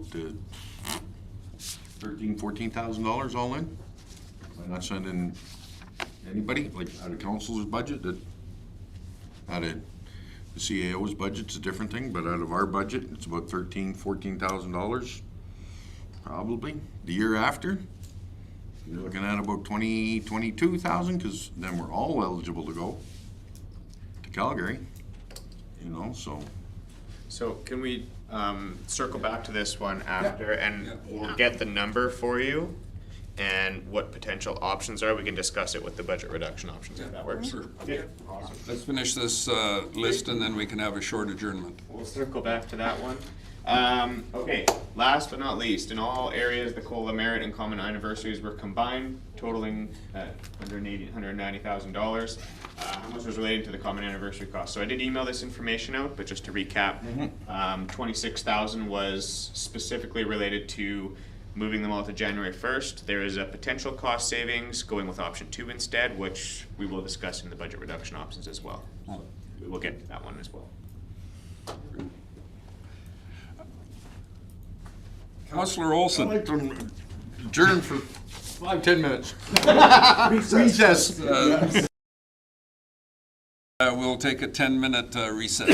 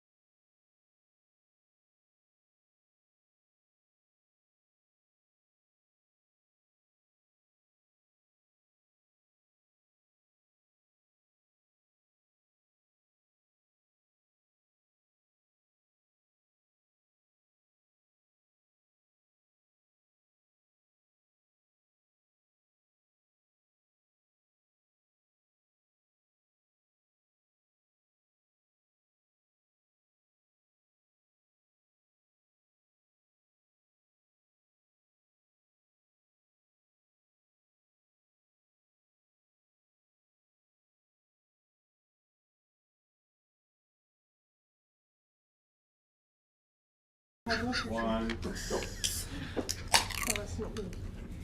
All right, thank you. We'll call ourselves back to order. And I believe we're in your hands still. Awesome. So I forgot to pass this out during the intermission. I'll do it real quick right now. So as Ken alluded, we did prepare a budget reductions list. Tier 1 and Tier 2 are the two options there. So, this voucher. All right. So, as mentioned, we have Tier 1 and Tier 2 options. So, as Ken alluded to, Tier 1 options are the options that will have reserve or service excellence impacts. Tier 2 options are the next level down from there, where we start to experience service level changes or we start to risk not meeting our strategic plan priorities. So I'll go through the Tier 1 options first, and then we can touch base on the Tier 2 options as well. So what I did is for the options we identified, I identified what the budget savings would be in dollars, and then what the percentage reduction is, so we can sort of keep a running tally of it. Now the issue is these are all standalone. I struggled with how I was going to present this in that some of them intermingle. So what's there isn't for sure 100% what the reduction would be, except if it was just that standalone item. So we'll lose some if we pick multiple options that interact. So just to clarify that bit of it up front. So first one on the list is changing in the community services position. So the community service coordinator position would be reintroduced. Tier 1 option for this would be to reduce this. So rather than doing a full-time position for the entire year, council could give us, say, $50,000 to contract labor, hire as we need to see fit to hit the peak times. So the peak times being, more the summertime when we've got lots of programs going, when we've got the field house open, when we've got all these types of things. So one big note with this is if we went that route and we did, say, here's $50,000 to do this rather than $84,000, we also would then be able to, assuming we can hire for the position, get more bang for our buck out of it. Because a temp contract doesn't require us to do benefits, doesn't require us to do LAP as well. So the hourly rate or the hourly cost is less, so we can get more out of it if we don't want to go the route of hiring a full-time position. The Tier 2 side of that then is a straight up reduction of that position and complete elimination. So you could see a $34,000 reduction gets us back 1.08%, completely removing it gets us back 2.66%. Now the flip side of that is if we go the Tier 2 route, a lot of the options that Garnet's got with pilots, with things that we want to increase programming, increase the services we can provide in the community through the community services department, a lot of those go away. So that's the first one. What I'll do is I'll go through all of them and we could circle back to some specific items if that works for you guys, or do we want to discuss them one by one? One by one, well, I would think maybe forget a little bit by the time we get down there, maybe or something. Let's nail them on the head, each one. At the time. So you want to discuss this? Yeah. Okay. Guys. Yeah. Okay, it's open for discussion. I'll ask a question. Go ahead. I was just wondering what the position would be, like what would we be using them for, Because I know we have a summer student that could cover a few months in the summer. And Yeah, absolutely. What we lack with the summer students, though, is that experience, and also they're university students. But generally speaking, we'd be utilizing them in the field house, we'd be utilizing them for events. At the moment, we do rely on the public a lot for volunteer. We know that volunteerism is falling. We've been really lucky here. I will say Redwater is a great community for the fact that there is a ton of volunteerism here. But at what point does that start waning, right? And when that happens, how do we fill those gaps? Where, as Ryan alluded to, we are looking at piloting a lot more things that we've been doing. You've seen the field house, you've seen the chair exercises, we've done snow globes, all those sorts of things. Without that extra position, Jen and Lisa are putting in a lot of extra work, and it is a strain on them. We don't want to lose good people either. So how do we mitigate this? We either add to headcount, or we do the tier 1 option, which is giving us the ability to do the contract side. The only loss to the contract, although it has its benefits in not having LAPP and things like that, the only loss to that is who do you get? Because everyone out there is looking for a full-time position with benefits, generally speaking. And even if you do get someone, how long are you keeping them? You know, so that's the only negatives to that side. But I mean, at the end of the day, it's council's decision. I can make a case that's as good as I can make it, and at the end of the day, it's your decision. So whether we keep the position, whether we hybrid it as the tier 1 option, or whether we go ahead with it is completely on you from that point onwards. So just before we go further, I just want to add to that. So another big part of this new position, or I should say reintroduction of a position, is the ability to shift focus on events and things like that. So right now, Trina does the vast majority of our events, which normally would be a community services function. So what this allows us to do is refocus, shift the events and things like that to that department, which lets Trina focus on her economic development and her development stuff, which I'm feeling Ken might want to add to. That's a very good pick. Yes. For not remembering that piece. So, the issue with Trina's time right now is, she started February. February. You started her February 28th. Yeah. Just to I put didn't that in start her. perspective. Oh, Tim did. That's right. Tim did. Thanks to Tim for that. Yeah, but the overtime issues with that position are severe. And, we're trying to manage her time, and here's the issue is we've had days where we're flirting with our OH&S mandate on hours worked. And most of it is due to events, right? And that struggle to do the event and still do the land use planning and manage that, I'll call it desk work for lack of a better word. And that's the big thing here. And I will say that not having anything in this, I don't know how it's not going to affect our service levels. Something's going to have to give in Parks and Rec and in that economic development and land use officer. Actually, one thing I want to add to that is our list that we'll be bringing forward of events and proclamations and things along those lines. I mean, whichever way we go with a lot of those things also dictates what our requirements are and what our staffing levels are going to look like. So. Go ahead, Councillor Olson. Sorry.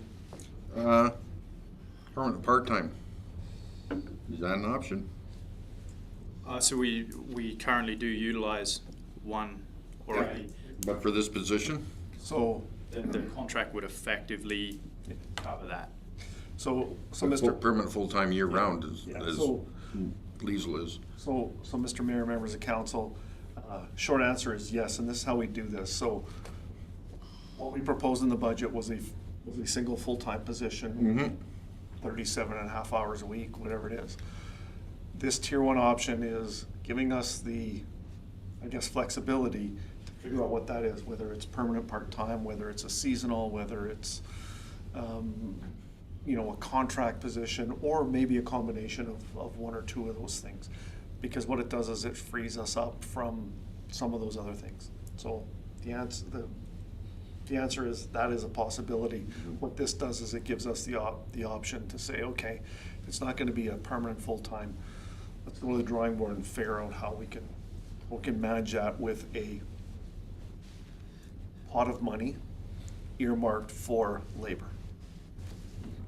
I don't know, permanent part-time get benefits and LAP or no? Depending on how many hours they work. Yeah. Yeah. Well, we'll use Cutting for example, 3 days a You week. have to work 30 hours. You have to work 30 hours in order to get benefits and Yes. LAP? Yes. That's a lot. Councillor Williams, my apologies. I know you had your hand up and I forgot. That's okay. So this position at $84,000, what are you basing that criteria on? As in the financial criteria? Yes, for a starting salary is at $84,000. That's all in. Take this But into Ryan would be. That includes all the benefits. Wages, benefits. That's everything. That's full in. Yeah, it's harder to disclose the salary number because that's No, more no, of a that's closed session. fine. But that 84,000 would be at the position of a community service coordinator, salary, benefits, LAP. Like university Everything. educated, college educated, Or you- off the street, you know. So Garnet can speak more to that because the Yeah, position just. yeah, absolutely. We'd be looking for someone with specialization, Okay. basically, in either recreation or on the social side. So, Okay. And also so with the overtime being paid on the ECDF side, would there not be cost savings now if that comes down? Right? Yep. Because if we want to get the type of person we want in community services to do the things that we want, you're not going to be able to offer them a part-time job, with no benefits. You know, we want to get somebody in there that's going to do a good job. I mean, got this momentum going. Do we want to stop that now? Especially if we're going to start taking the ECDF and pulling some of that over to the community services side. I mean, that's a big thing. That's pulling two departments together, really. Think about it. Yeah, that's what I was alluding to, is that at the end of the day, we are, with things along the lines of the golf tournament, other events like that, they take a lot of planning, take a lot of man hours, or people hours, I should say. But at the end of the day, if we get the right person involved, then that becomes easy. If we're looking to fit someone into a role that, they might be here for 3 months, they might be here for 2 months, and then all of a sudden we start that, it's a rotating thing at that point, so. One piece of clarification there, Mr. Mayor, if I could, and that is, what we're looking at on the ECDF side is more of those events, right? We're not gonna be asking this person to be doing economic development stuff. It's, Event taking plan. some of that load off of Trina and, like the golf tournament, mayor's breakfast, those kinds of Yeah. things, right? Councillor Olson? Just for argument's sake, we could probably say 25% of the wages of this person would be compensated more from the fact that the overtime for, it's not gonna be transferring money or anything, but with the amount of time that Trina's putting in with regards to those events and everything, it would be a savings. Have a go on this. I could say too. Go ahead. Do it first. I was just gonna say, if you're looking that we can reduce salaries budget, we didn't budget. No, for no, it. I'm not I just wanted to clarify No, that. no, I'm not saying I wanted to make sure that, we're on the same page. but I mean, Because this was a new, the land use economic development was a new position, Yeah. right? So it was kind of like, let's see how this goes, so yeah, but I mean, it's, Just if to you look clarify at that like is- days in lieu and so on and so forth, that, where she's not in the office because of her accrued overtime, So dollars and cents wise, you wouldn't be near the 25% paid out. But time in lieu, yes, Yeah. you'd probably equate to that safely. We wouldn't see those numbers on paper, No. that type of results on paper though. but that's what I mean, no, like, We would have the same costs, it would just be different pockets. Exactly. Rather than paying an overtime here, we're getting a standard cost of employment in this sense. Okay, go ahead, Just argument's sake, I'm just to throw it out there, I'm just wondering, I know, like you say, for planning events or stuff like that, so what, I'm just trying to see to save some, it's quite a bit of tax hike, 2.6 or whatever, I'm just trying to see to save, so what if we could contract that out to plan the golf tournament or the mayor's or, I don't know, I'm just throwing it out there, like, I don't know what it would cost or anything, but I'm just kinda thinking, if that's a lot of taking up a lot of the time and a lot in there. I can answer that one real quick. Yeah. It would cost a lot more. Yeah. Or a party planner. I think the other part of that is, I think a huge component of what we saw this past year with the successes that we had in our events was the fact that the corporate culture was built into that. And you don't see that with somebody who walks through the door to plan your event. Yeah, I hear we're gonna do this, we're gonna do this, we're gonna do this, and there's no background, there's no history to tie in why they're doing that or how they're doing that sort of thing, what have you. So that might be a They stumble. don't have a connection to the community, is what you're saying. Yeah, exactly. Yeah. So. Okay, anything further on that community services position? Number 2. So we'll come back to the items towards the end once we've discussed them all. So number 2 is around COLA. So what I've done is I've provided reduction options. So reduction option number 1 for tier 1 would be to drop it down to 3.5%. What this does is it generates a 0.4% decrease, $12,500. Again, Excuse me. yeah. Skip. Oh, sorry, my list is different. Sorry. Okay, common anniversary. I'll do that one first. Sorry. My list is different. So common anniversaries, again, as we discussed, if we went with option 2 instead of option 3, we would reduce the impact to the operating budget by $14,000, so 0.45%. Then there was an increase next year though, wasn't there? It would defer it to 2024, correct? Yeah. So the rest of the. yeah. So we either take the hit now or we smooth it and split it across 2 years, basically. Because I think we debated that quite a bit when I brought it forward at council, so. Not knowing that we had a 7% inflation rate at the time. I did say that. Councillor Spicer? Well, we were just thinking that it would be easier for administration and all that if you just cleaned it all up right now. And it would be. It's not insurmountable to do option 2, is what I will say. It's not insurmountable. It's ideally, it'd be nice to do it all at once, but it's pretty big. It works if we did it in 2 years. Exactly.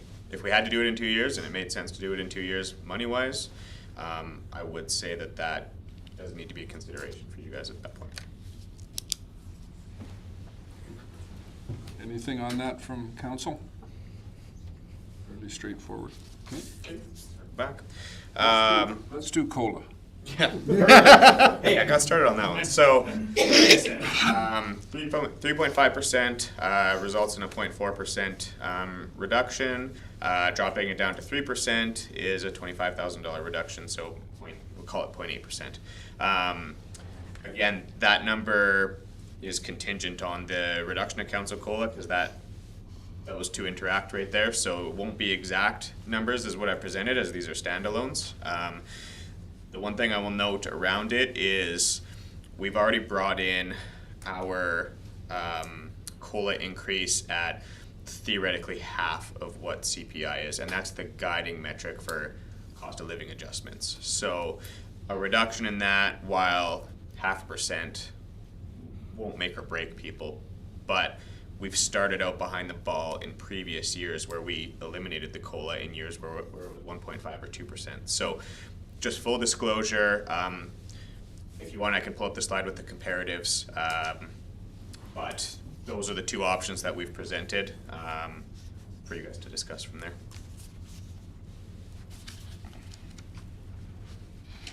Council?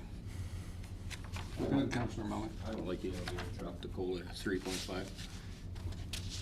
I'd rather keep it at 4%. Yeah. That's my opinion. Anyone else? Yep. Councilor Butcher? Oh, Councillor Butcher. I would like to see it reduced to 3.5, if not 3, because there's people in this community that are not getting cost of living. You know, yes, we have a great staff and everything else, but we have to understand this is the taxpayers' money we're paying. And when you have people, our food bank has gone up, people are without jobs, they're not having a cost of living. So I think we have to think about who we're working for at the same time.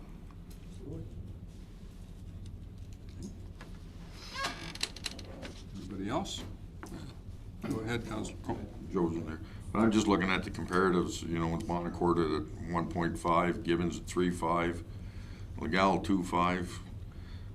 Mooresville, I don't know, because aren't they're all unionized, right? So, This is a 3-year strategy that this is the third year of the Bonacourt strategy, so they set COLA rates Oh. 2 years ago. The years we had 0, Monacourt did 1.5. Still, yeah, I can still see they had the Yeah. increase, yeah. That's right.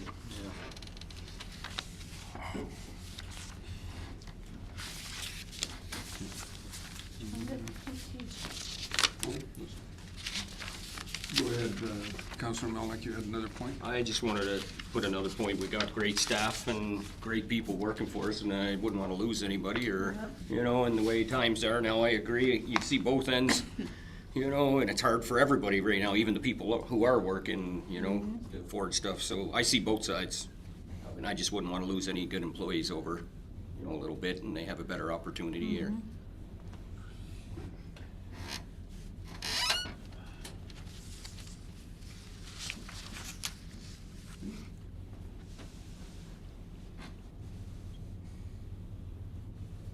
Anything else? I'd just like to ask, when they do their performance reviews, what is their merit increase?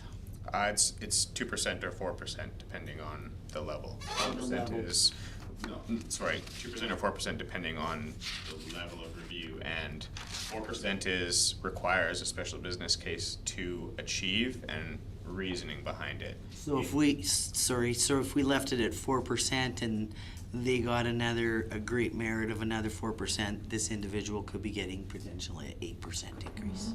Yes. Okay. Just to expand on that a bit, we've just put in a new process with these business cases, and anyone who wants to bring forward that, it gets reviewed by the leadership team, and signed off essentially by the CAO. So nobody else can determine that whoever bringing that forward has to make a full business case and establish why, with linkages including towards strategic plan, etc.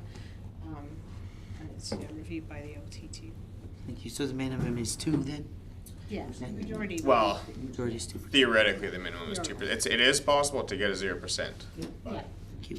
and it is possible if you're a super high, you know, And- they're amazing, yeah. like. And there's some also that are at the top of the grid. And when you're at the top of the grid, you can't go any Can't get higher. merit. Yeah, I know that. Thank you. Thank you. Anything further on COLA? Because I think it does go hand in hand with the merit process. I realize it's totally different in intent and action, but if you've got a good employee, they'll show it to you with their performance as much as anything. And you're right, you don't want to lose anybody that's proving to be a good employee, but you're also right, it's tax money. Yes. So, okay. Can I just add something, Your Worship? Councillor, go ahead, Diane. You remember when I did talk through the budget slides, we are also we haven't done a full wage review. Right. So to make sure that we are competitive, like that is in the budget this year, we haven't done one of those for a long time. So to make sure that we are keeping pace with those inflationary changes where we might not have had COLA. So that is in the budget. It's not a huge ticket item. I think it was like $7,000 we budgeted for it. Still up there. So that's what I'm Stealing Ryan's thunder. out right away because Go back to it's on this sheet. Sorry, It's not a huge item, but that's tier 2. I'm just jumping ahead again like Ryan did. My apologies. Sorry, Ryan. Go ahead, Ryan, take us now to Next one. reduction of council COLA. So, again, not going to talk about that one because I think you guys are ready to have your discussion on that one. So I'll just open it straight to council. If there's any further discussion. We can look at our council budget completely. The breakdown of it, not just COLA. Did you want Certainly do that. after we go through the Let's do that after the list and then, yep. But is this one, okay, we'll come back to that one after. No, that, Okay, next one on the list. So included in the budget right now, we've included, from the surplus last year, we put away, I forget what the exact amount is, but it was over 100,000 into a tax mitigation reserve, which we partially used in 2022. 2023, we've included half of the remainder, so 73,000 is what's in there right now. We've included half of that. Council does have the option to utilize the remainder of that, which would result in a 1.16% reduction at that point there. And that would still leave us 36 in it? That's the utilize the remainder. That would drop it down to 0. Discussion? I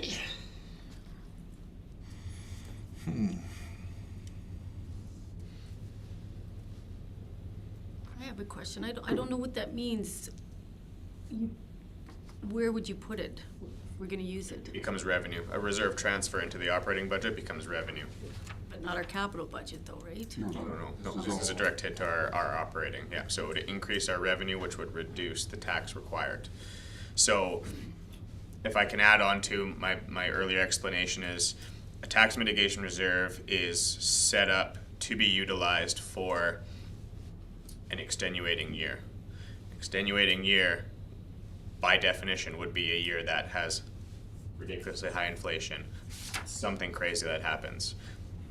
That's the reasoning for adding this as an option is, yes, it affects our reserves, but is an entirely justifiable use of the reserve at this point to mitigate an extenuating year. That's why we had it. So then if something comes up, then That's the scary part, is that nothing left. something pops up that's just out of the ordinary, we needed money. You know, we should have kind of left that in there for that kind of reason, right? Is that what you mean? Like, so? Exactly, so, Yeah. yes, we can use it, it takes away from potential future use.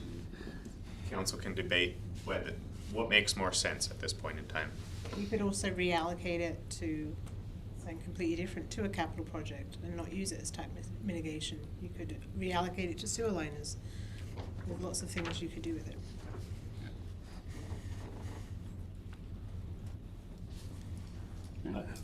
Go ahead. I know it's a hard thing and it's gonna be gone in the future. We don't know what's coming at us, but at this point, with this inflation,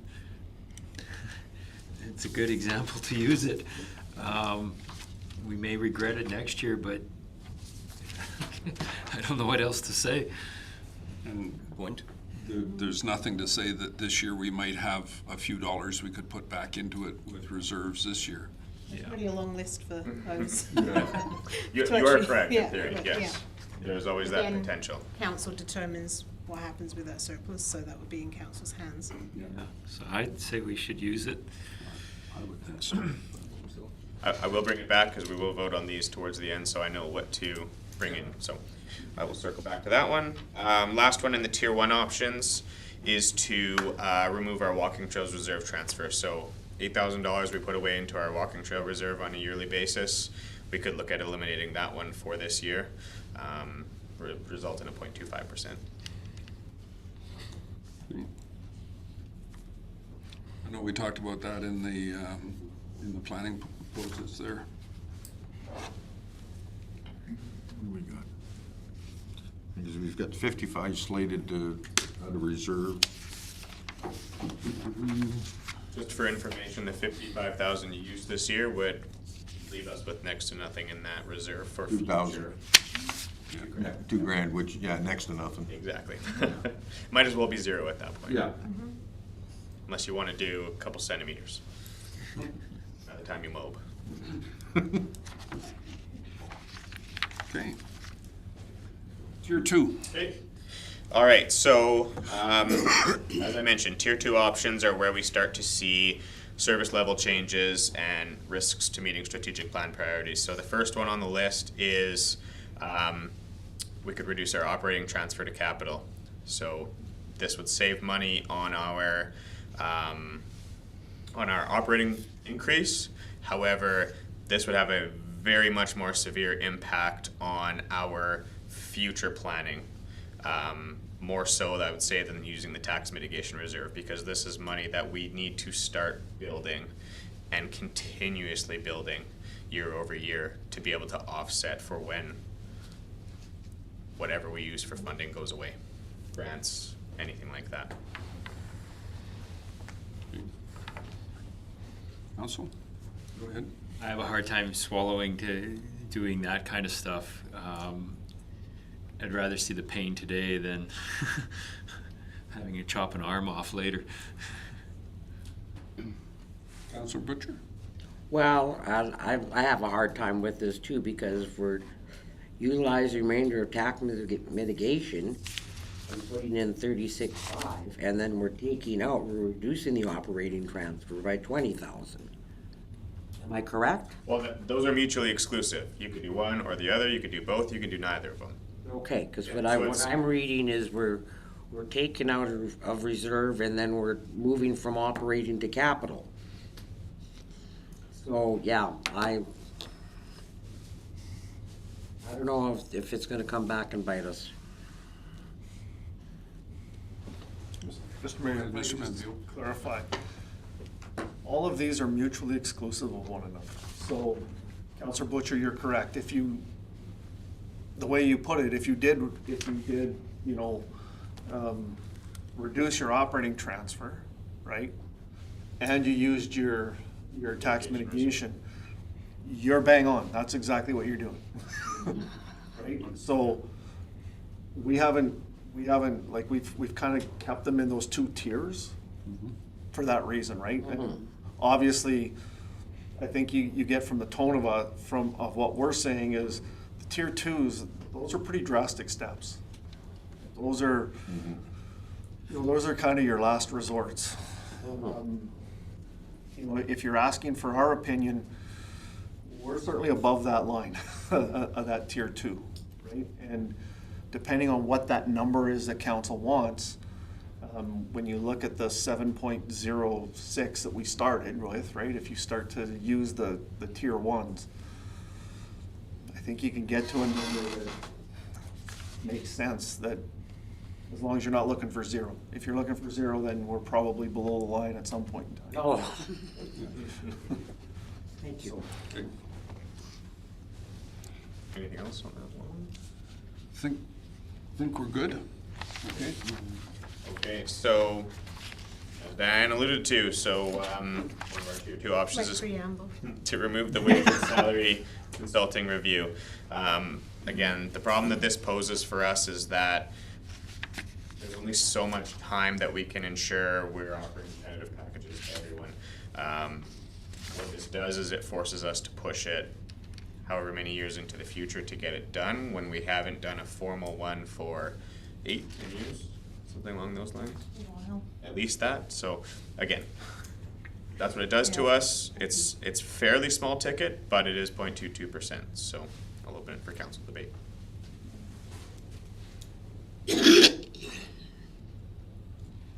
Council?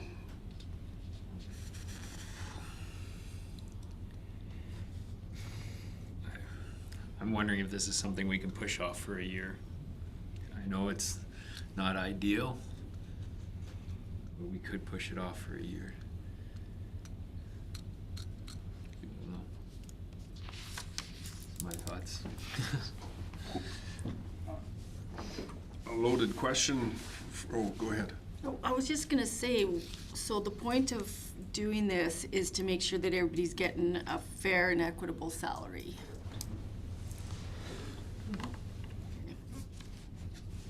Mr. Mayor, if I could, so the purpose of salary reviews is, and the timing of them is actually, quite frankly, fairly important.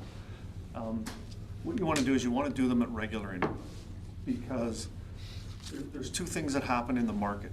There's COLA, there's also market forces around, you know, certain positions. And I'll go back to probably 10, 15 years ago, when municipalities started to build their IT, their internal IT departments in some of the larger communities. The market for those positions in municipalities went through the roof, right? And because they weren't around, right? When the oil patch gets going, and you'll see this in northern communities, try and get a grader operator in a municipality, right? Because they just can't compete with that market, right? So that's the reason why you do those market assessments. It's not just to see whether your coal is right, it's to see if your market forces have changed where positions kind of need to be paid in order to attract them. The reason you try to do them in the middle of a term is you try and space them out, because you don't want to do them every 2 years. You haven't given the market enough time to move, right? So you're not going to get, you're not going to really get useful information. But you don't want to wait 8-10 years because the market can move so much. Now you're in a bind to say, how do we move somebody 15% in 1 year, right? And you start to get that situation where you got to phase it in over 4 years. Well, guess what? Now you're doing another market evaluation in the 4 years. So the timing of that is important. You know, how often you do them. And this is probably more of a political consideration, but administratively, we try to time those in the midterm of a council, so you're not dealing with that in the first year of your term, and you're not dealing with it in the last year going into an election year. Either one is tough, right? Question. Go ahead, Councilor. When did you say the last time we done one? Was it a while? We'd have to look. So, like piggyback off what you said, you don't want Fred talking to his buddy, and you know I'm doing the same job as you, and he's making 10,000 more than me. Then he might be like, oh, maybe I'll go. You know, so that I'd have to agree with what you said. So you got to be competitive. You don't want him looking somewhere else or talking to his friends or. The worst kept secret in municipalities is what my colleague makes in the town next to me. Yeah, exactly. We want to be competitive, right? In general. Yeah, anywhere, right? Yeah. Like, you know, and salaries are probably the first thing that people think about when they talk about freedom of information and privacy protection, right? How much do I make? Yeah. They're the worst kept secrets, right? And part of that is because of the industry that we work in, being, you know, government, there is some openness and transparency, not around what you specifically make as an individual, but what your grid is, right? And that's, so we're not comparing George and Frank or Sarah and Sue. We're comparing positions and position descriptions, right? And what we try to do is we try to find the right match, because what Garnet calls a community services coordinator and what Gibbons calls a community service coordinator, the only thing that might be the same is the title. The actual job descriptions could be very much different, right? So you're trying to match positions so that you're paying and you're not losing people to uncompetitive wages, and you're not struggling to recruit people because of uncompetitive wages, right? And so you're not looking for an exact match. Normally what you do is, and this is what I'm used to, you know, you're looking at, okay, so 100% is, you're in the mid of the market. If you're at 0.95, yeah, you're probably a little bit underpaid, but not significant enough that we're going to do any adjustment. Same thing at, you know, you might be at 1.04, so you might be a little bit above the market, but again, it's not significant enough to start to make those adjustments. So you're looking for a range, right? Because you're never going to be exact, right? There's always different market forces in play. I like the idea to do it, because if you're off 8 or 10, you know, and you don't know because you haven't done it in so long, but if you do it and you're off, you know, you're close, or you're off 1,000 or 2, then, you know, that you're just kind of like whatever. But if you're on that lower end and he, you know, people are seeing that, then they could be like, oh, we're way off, you know, I'd rather go over here. Than if it's 1,000, they're going to be like, whatever, you know. I think the discussion is, what's the right timing, right? Yeah. Is it this year, is it next year, is it the year after? I can clarify the ones that we've done since I've been here, it's 14 years, we've done internally. So we never outsourced it to get a proper one done. I'm gonna say we did the best we could with the salary surveys that we participate in, one being Alberta Munis, which I have a lot of issues with, and I always have, about how they compile the data.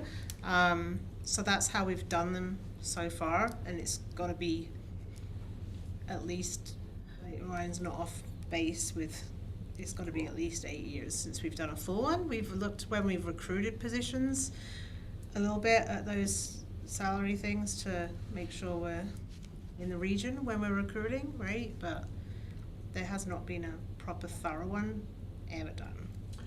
The other thing to add to that as well is having a wage and salary review done by a consultant removes the internal bias. So when you have that third party that does it, they address their report to council. They don't address their report to administration. So at that point, you are getting unbiased numbers from a third party consultant. So similar to our audit, for example, takes away the internal bias and gives you numbers that you need to see at that point. Okay. Just as a stopgap protection, do you want to make a motion to extend us another 20 minutes tonight or so, just in case? Because we're Order there, Your Worship. yeah, We don't need to, unless we're going past 10 o'clock. you're By fine with 9:30? that? By 9:30, the procedural bylaw says by 9:30, we have to make a motion to go past 10. Okay. Are you going past 10? No. It's like, I've got a short drive, yeah. We're okay. Okay, so I'll move. As long I as, thought, like last night, we said till 9 o'clock. Okay.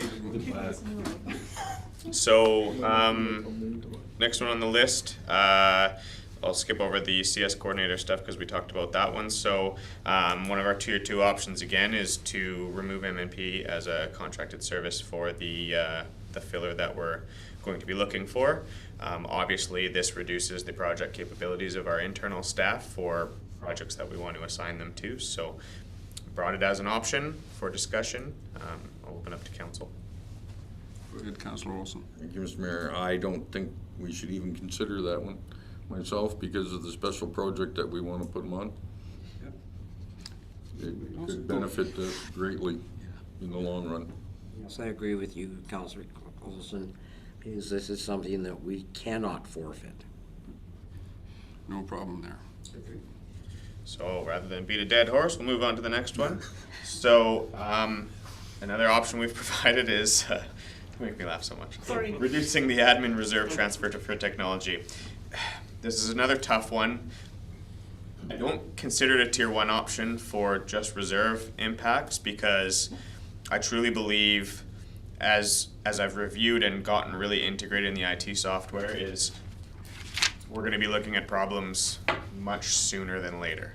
So cutting 10,000 out of it is a tier 2 option in my mind at that point because it's gonna cost more in the long run if we don't start building up that reserve in a way that we can be successful to ensure that we stay on top of things.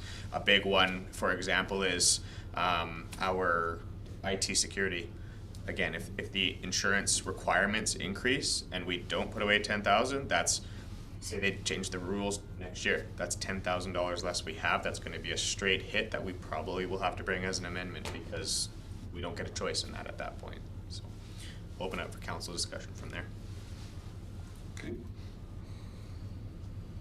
Go ahead, Councillor Butcher. I think Diane will remember this, we got caught once, did we not? Is it just once? Yeah. Yeah, so the IT is, the technology is moving so fast, we gotta keep on top of it. And to be quite frank, the costs are just increasing.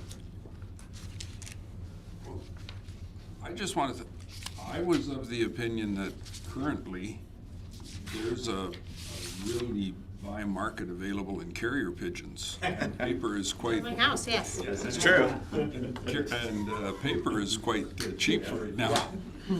If we went back to carbon paper and pen and pencil, we would, You will very quickly lose 2 accountants right off the hop. I promise you that. Bring out the microfiche. Yes. Mine doesn't even know what I that will is. come back on contract to do stuff for you at an hourly rate at that point. Absolutely. Mr. Mayor, you used the term in your commentary about carbon paper, and there's probably 50% of the people watching this who don't know what you're talking about, so. Multiple copies with one stroke of the pen. Or the mimeograph. Yeah. You know, IT is holding the world at that. It's, you have one person that's that little bit smarter than the next person, and the next thing you know, there's a whole new process, there's a whole new reason, and I think the comment was made last night. The last thing you want is, what is it, Sobeys? Yeah. The last thing you want is a Sobeys. I mean, how do you open the door in the morning knowing that you can't meet your customers' needs? That you just, it's not gonna happen, so, yeah. And realistically, less so is the impact of not being able to provide the service, because we do have the backups to do that. It's the reputation loss that we suffer at that point. And that's a very, very hard thing to recover from, especially as a municipality with so much rules around FOIP and so much information. But if we don't transfer the money to reserves, we could be Sobeys. Correct. There's always that potential. Okay, so that takes you through tier 1 and tier 2. So, if I can, I think what I'd like, just to speed up the process, is could we not necessarily vote, but provide some directives on the ones we want to explore. I can do some quick calculations to see what impacts that has on our numbers, and in the meantime, while I'm doing that, after you guys have let me know which ones to explore, if Diane's okay with it, I let her take over for reviewing the council budget, because I believe that's going to be Councillor Olson's next item here. Does that work for everyone? Yeah. Everybody good with that? Yep. Straw polling type 2. So, do you want me to go through line by line and we do a quick vote as a group? Okay. The only problem with that is that, like, I just did quick numbers here myself, and we can get it down to 5% quite easily with just a pick of 4 of them. Correct. Right. And if we vote on each one, Then you get it. So you'd rather see everything. more like a package, I think. I don't know. Whatever way works for you guys. I just need to know which ones we want to explore. Review the rest, right, and then you can combine everything together with the council. I'm thinking we stay out of tier 2. But when we get into tier 1 here, if you did common anniversaries, reduction of council COLA, utilize the tax mitigation, and then throwing in the walking trails there too, and that would get us to 5%. Sure.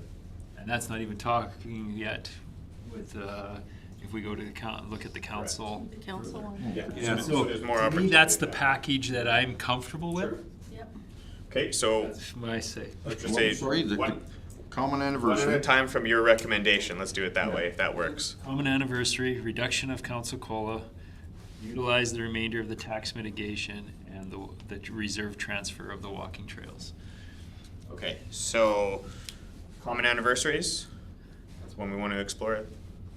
Yeah, Yes. Okay. Council COLA reduction to 0%.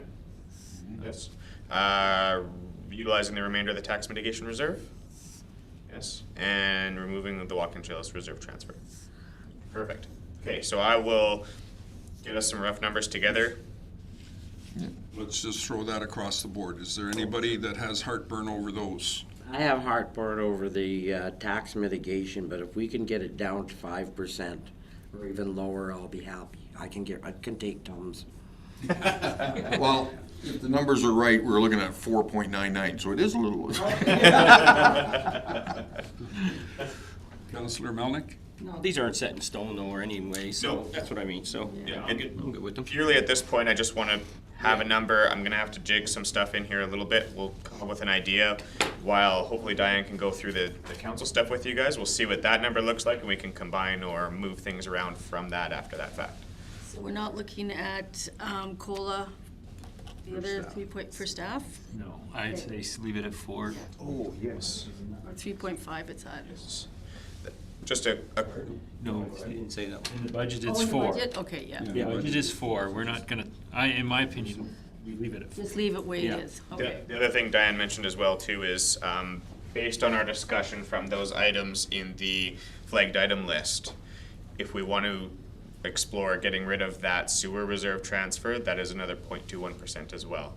that it's not included on this list, but something that, Moving that to We fund can- the policing Yeah. instead of the, so that would be. Oh, well, That would bring you. 0.78. that's still,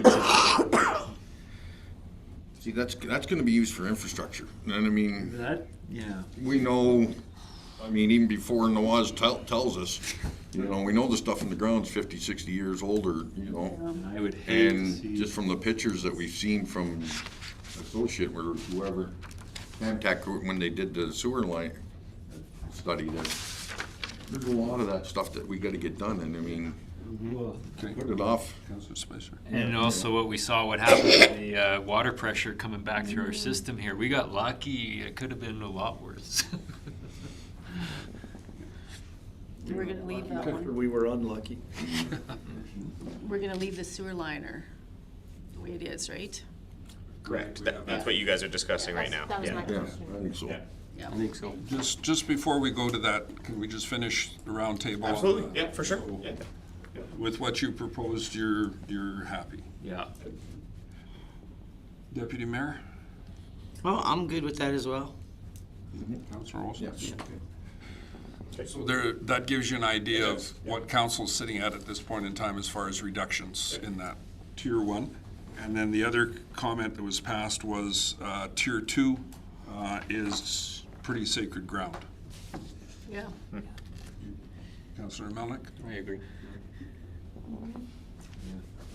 Deputy Mayor? And Councillor Olson? Okay, Oh, you can do it on, I can use it. all right. You got Oh, corner? yeah, So now the question comes back to the Fortis franchise fee. What are we Correct. doing with that $8,400? Yes, That's- so do we want to use that to offset some tax increase, or do we leave it as it is currently? I guess Leave it as it is. sounded like you wanted to leave it as is. It is with the 8,000 going to the sewer liner. Yeah. That we do that. Okay, Pay the policing, pay the venture. that answers all of those questions, so now we're free for the next step. Yeah, so what I'll do is, don't know that I'm gonna be able to get this, cause some of these are interesting, but I will do what I can while Diane does this. If I don't get it done, the information will get to you tomorrow, for sure. We've got till 10. Thank you, Councilor Olson. Reassurance. Putting that out there. I have to let my dogs out. Ryan has to stay. Okay, we're all good with that, right? We can go home and plug on YouTube and wait for his answer. Okay, Diane, we're in your. Yeah, sure. So I'll start with mileage and subsistence and conferences because they're intertwined. So what is in the budget is all 7 going to Alberta Munis, registration room and travel with some shared travel there, a regional hosting meal.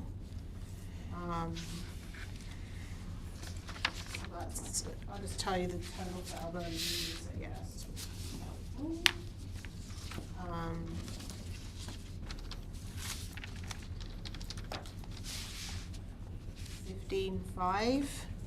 15.5 for Alberta Munis.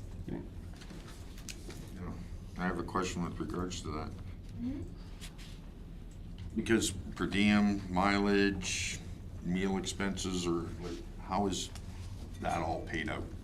That doesn't You know, include, because- that doesn't include the per diem. So with the per diem, Ryan estimates based on historical and includes that goes into the elected officials' Okay, fees, right? So that's not in that per diem isn't in that 15.5. So Okay. if all 7 of you go to Alberta Munis, right? yeah, because I think 3 we, days. it's over $21,000, I think if you calculated It's roughly. in Edmonton, so 3 days, $150. For Edmonton, or for Calgary, it was just over 21,000 for all of us to go. Yeah. And that wasn't even, I don't think I had, well, I know I didn't have the full calculation of what our intermunicipal meal cost us. You know, I just threw a rough number in there. I'll tell you what's in the budget for 2023 for the regional hosting meal is $1,500. So, And that's our regular regional process. the regional one or Historically, the it never happened every year. I don't believe it used to rotate, right? Yeah. We don't know who's up this year is. Haven't heard yet. Yeah. Was it a regional one you did this year? Right, it was with. Bonaccord and Legal. Legal went together Yeah. for the regional meal. Okay, We hosted And then we hosted on Onaway. yeah. And that's the meal that you're talking about there, the 1,500? Yeah, that's what's been put in the 2023 budget. Non-sturgeon, say non-sturgeon, non-regional. non-regional. Somebody different. Municipality. Right, it says regional hosting meal, so I don't know. Well, Whatever you decide to host. Okay.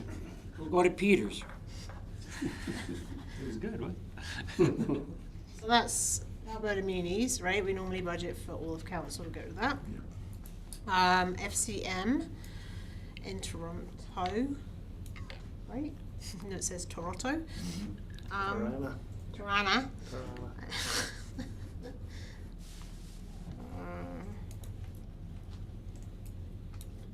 Without per diems.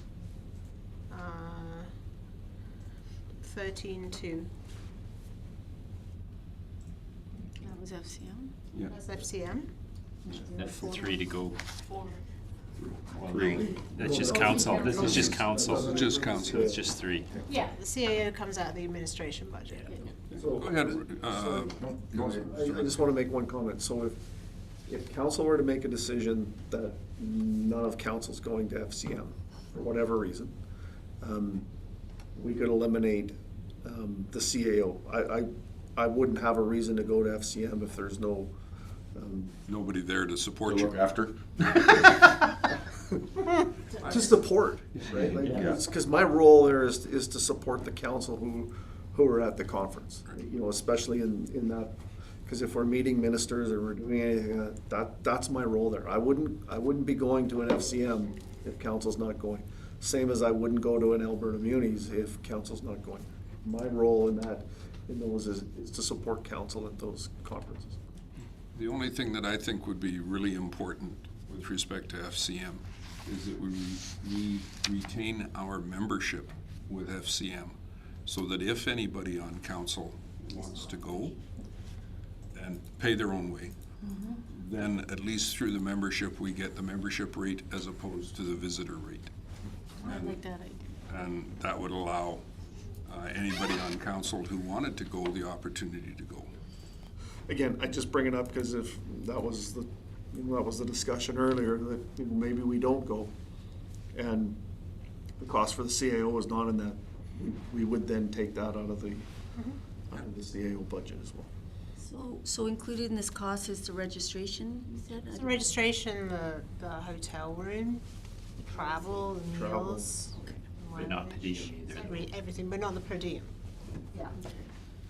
And the other thing too is that, well, especially with Alberta Munis, there's so much going on in the evening that claiming an evening meal is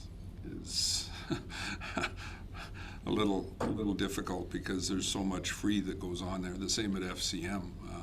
Most of the lunches and everything are included with the cost of the convention, so you don't see your incidentals, or not your incidentals, your meal rates involved in that, because most of it's a part of your registration. Yeah, breakfast and lunches are generally provided, and then between, you know, another municipality hosting or whatever, Yeah. those are all covered in other matters. Yeah.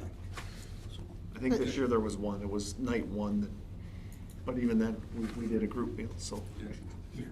The FCM membership is $650, so it's the FCM membership is $650. That's included in the administration budget, so you're not talking about a big ticket item to maintain. No, that's not in our professional fees? No. No, we cover that for you in administration. You're welcome. Thank you. Well, no, I was just wondering, because I think there is professional fees or something for the budget. Yeah, I can get to that one.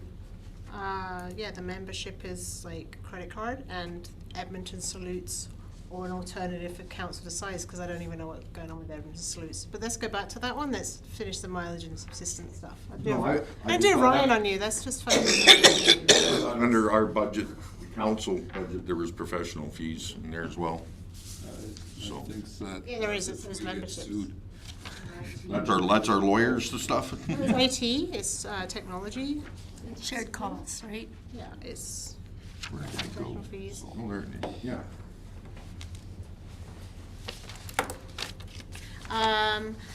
Then I kind of did it a little bit different this year. So there's just a lump sum for other conferences as determined by council, like AHA, planning on the FCSS. So within that, Brownlee's, sorry? that's Brownlee's emerging trends. No, FCSS, the planning one, and Alberta Industrial Heartland. So for those ones specifically, there's $5,000 between travel, hotel, conference fees For each of them or all three? together. Together? We haven't had this. Yeah, the conference was last week. Again, like if you don't want to go to these things, but that's what that's there for. I did trim this down a bit based on our previous discussions, so there's 5,000 for those. Other educational sessions that you may choose to go to, there's 3,000. No, sorry, 3,000 split between. I'm not going to keep saying it the same things. So where does Brownlee's emerging trends fit in there? Is that part of the educational? And there's a specific one saying legal seminar registrations for $700. Okay. So that one's specific.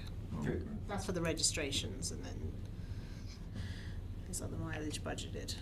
The council planning session is like 3,700.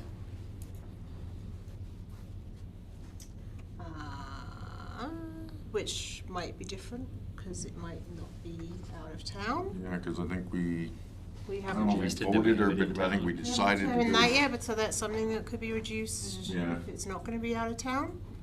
Did we not decide on like an in-town Pioneer Legion? Something other than the building, but Yeah. we could look at something that's just a short distance away that gives us that out-of-town feel. I'm thinking particularly Métis Crossing, or I'm thinking the Red Barn thing or something like that for so you get away, but you're still in your own bed at night. You're still looking at expense though. It'd be a hall rental and catering fees or whatever and For travel. a couple $100, that's not a bad deal. If you don't have anybody knocking on the door every 15 minutes, sorry to bother you. You would have that if you were going to have it in town anyway. If you had it in a hotel in town, you'd have to pay for the room rental. No, but that doesn't mean if we went even slightly for Pioneer Club for a couple, you know, or the Legion for $100 a day or whatever, you know. Okay. Leaders Caucus is in there for $700 for registrations. There's breakfast registrations, 500. Golf registrations, $1,000. Team building, $1,250. That's split between 4 departments. Again, and if there's a little bit in each code. So, and then what I did, because we've never, we, council, has never utilized the whole budget, so I put all those things in there, but then I put some slippage in of $2,500 because you never utilize the whole budget. But I didn't want to cherry pick which pot to take it out of. But I looked back, how many years did I look back? 5 years, 10 years? I don't remember. You haven't even come anywhere close to using your budget, so I got in some slippage to bring it down. So we have adjusted this down from Yeah. the Yeah. previous years already. So that's Which what's- never hurts. Yeah, in those codes, and then the other codes are public relations, so that's the parades, fire truck, hosting, other hosting lunches, the repairs potentially to the canopy of the fire truck that are funded by reserve. So taking that one out of there, in PR you've got 5550. Hosting and parades and sponsoring the golf tournament. And parade candy. the memberships. The other stuff that you have no control over is the equipment leases, the insurance, the postage, the photocopying, utilities. So in 510 in your goods and supplies is where the, and one of the professional fees probably clarified was the IT services. So that went up a lot, right? So there's 9270 for IT monthly subscriptions and services, and then there's just a general 750 for like your business cards, miscellaneous supplies kind of thing. Is that enough in depth for you? I can go back if you have questions.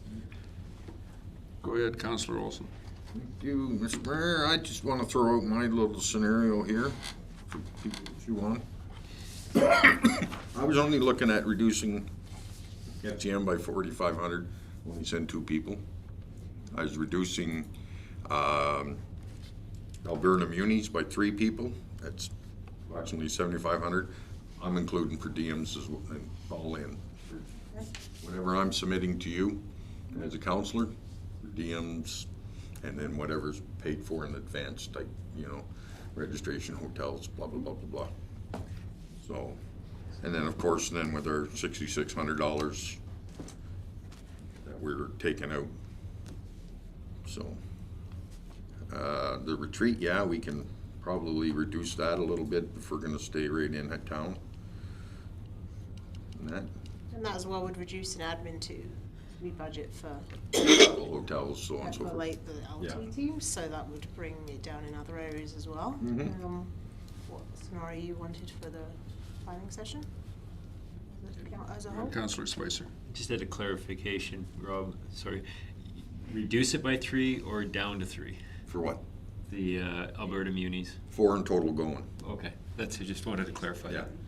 I figured about 2,500 a person, all in. Meals, everything. The time you leave the house, the time you get home. Whatever is paid for by you, so. Okay. Of course, different GRs and blah, blah, blah, blah, blah, but. That's just my 2 cents worth. So when you're saying FCM down only 2 councillors? Because there is, the 2 that I have gone to, was it Halifax and Vancouver? I didn't really, you know, there was some stuff there, but it's hard for some of the stuff, that the tours and stuff that you go on and see in the local areas in these big municipalities to even try to downsize it to, you know, from 500 to a 1.3 or 1.4 or 5 million people to a town of 2,500. You know, like, we're not looking at spending $80 billion on on lagoons for sewer systems, you know, or, well, Mosaic. You know, you guys went for a tour of Mosaic Stadium. I mean, that was a sort of a fluffy tour type thing, but I mean, They have fluffy. you're not gonna, yeah, but you're not gonna, you know, see anything like that in Redwater, you know, and how to run it and organize it and stuff like that, you know. We're happy to get the soccer field mowed, let alone worried about, you know, the $7 million AstroTurf replacement. So, I figured, you know, there's some benefit to FCM, but I don't think it's as great a benefit as what AB Communities gives us. Anyone else? Go ahead, Councillor Butcher. Well, I find that Alberta Munis, I think we should all go. We've got some team working money in our budget, and I think this is, when we go to Alberta Munis, it is team builders as well. And that works. But like Rob was saying about FCM, when we went to Halifax, it was all about the legalization of marijuana. It didn't matter what session you were going to, we talked about it. It was darn No, good sections. and we, the same thing we were doing here in Redwater, talking to the RCMP about legalization. You know, so I think in province, we should try and take advantage of it. Out of province, let's restrict it. Joe? I think, I'm good with the AM if we only send 4 people, whatever, however many we decide. I think we gotta cut our budgets a bit too. We're cutting everywhere else. I think we should trim it down a bit. FCM, I thought it was good, but I liked AM better, but I think we gotta trim a bit somewhere, so I'm on board for that if, to knock it down a few people, and maybe we can all get together afterwards and sit around and discuss what happened down there for the people that didn't go, or I'm okay with that. And FCM, I don't know, we usually send 2 in the mayor, right, and then CAO, is that the way it goes? Yeah. That's the way we decide to go, I'm good with that too. I'm good with FCM because I do notice there's duplication of, like, if you're going to sessions and stuff, because sometimes you can't get into one, so 2 people end up in another, so it kind of defeats the purpose of, you know, learning a few things. But I agree with Connie with Alberta Munis. We have to be cohesive when we go to these things. As a council, the comments we get of what a good, strong council we have, how cohesive we are, we get along, we just show that we're a team, and I think we should keep it that 7 of us go. Go do our regional dinners, and it's good to do that networking because it pulls us closer together as within the Sturgeon region, because we're trying to develop those relationships that I know we didn't have 5 years ago. And now it's getting stronger and stronger when we're starting to communicate on a different level with other municipalities, other councillors and stuff like that. So I think Alberta Munis is very important for all of us to go. Councillor Spicer? I agree with Rob with the cutting the dollars, but I've been thinking about this sitting here, and it was that team building, when we brought that up, and that is important. I wish we could figure out a different way to do it cheaper, but maybe we could take our other team building money and throw it into this pile, because it does. There is a camaraderie that's built at these things that's good for us. But I was also thinking about this with the Sturgeon.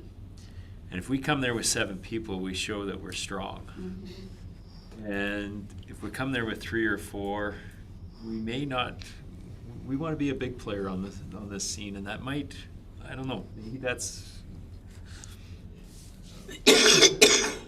Sturgeon, what do you mean by sturgeon? Sturgeon region, like when we come. Oh, yeah. Yeah. Like we want to be our MNP. We'll just leave it at that. And it might be beneficial for that reason. Deputy Mayor Cosby? I agree. Strength in numbers, working as a team. Alberta Munis, I mean, I'm new at this, and I have to say Alberta Munis has been very beneficial working with us as a group.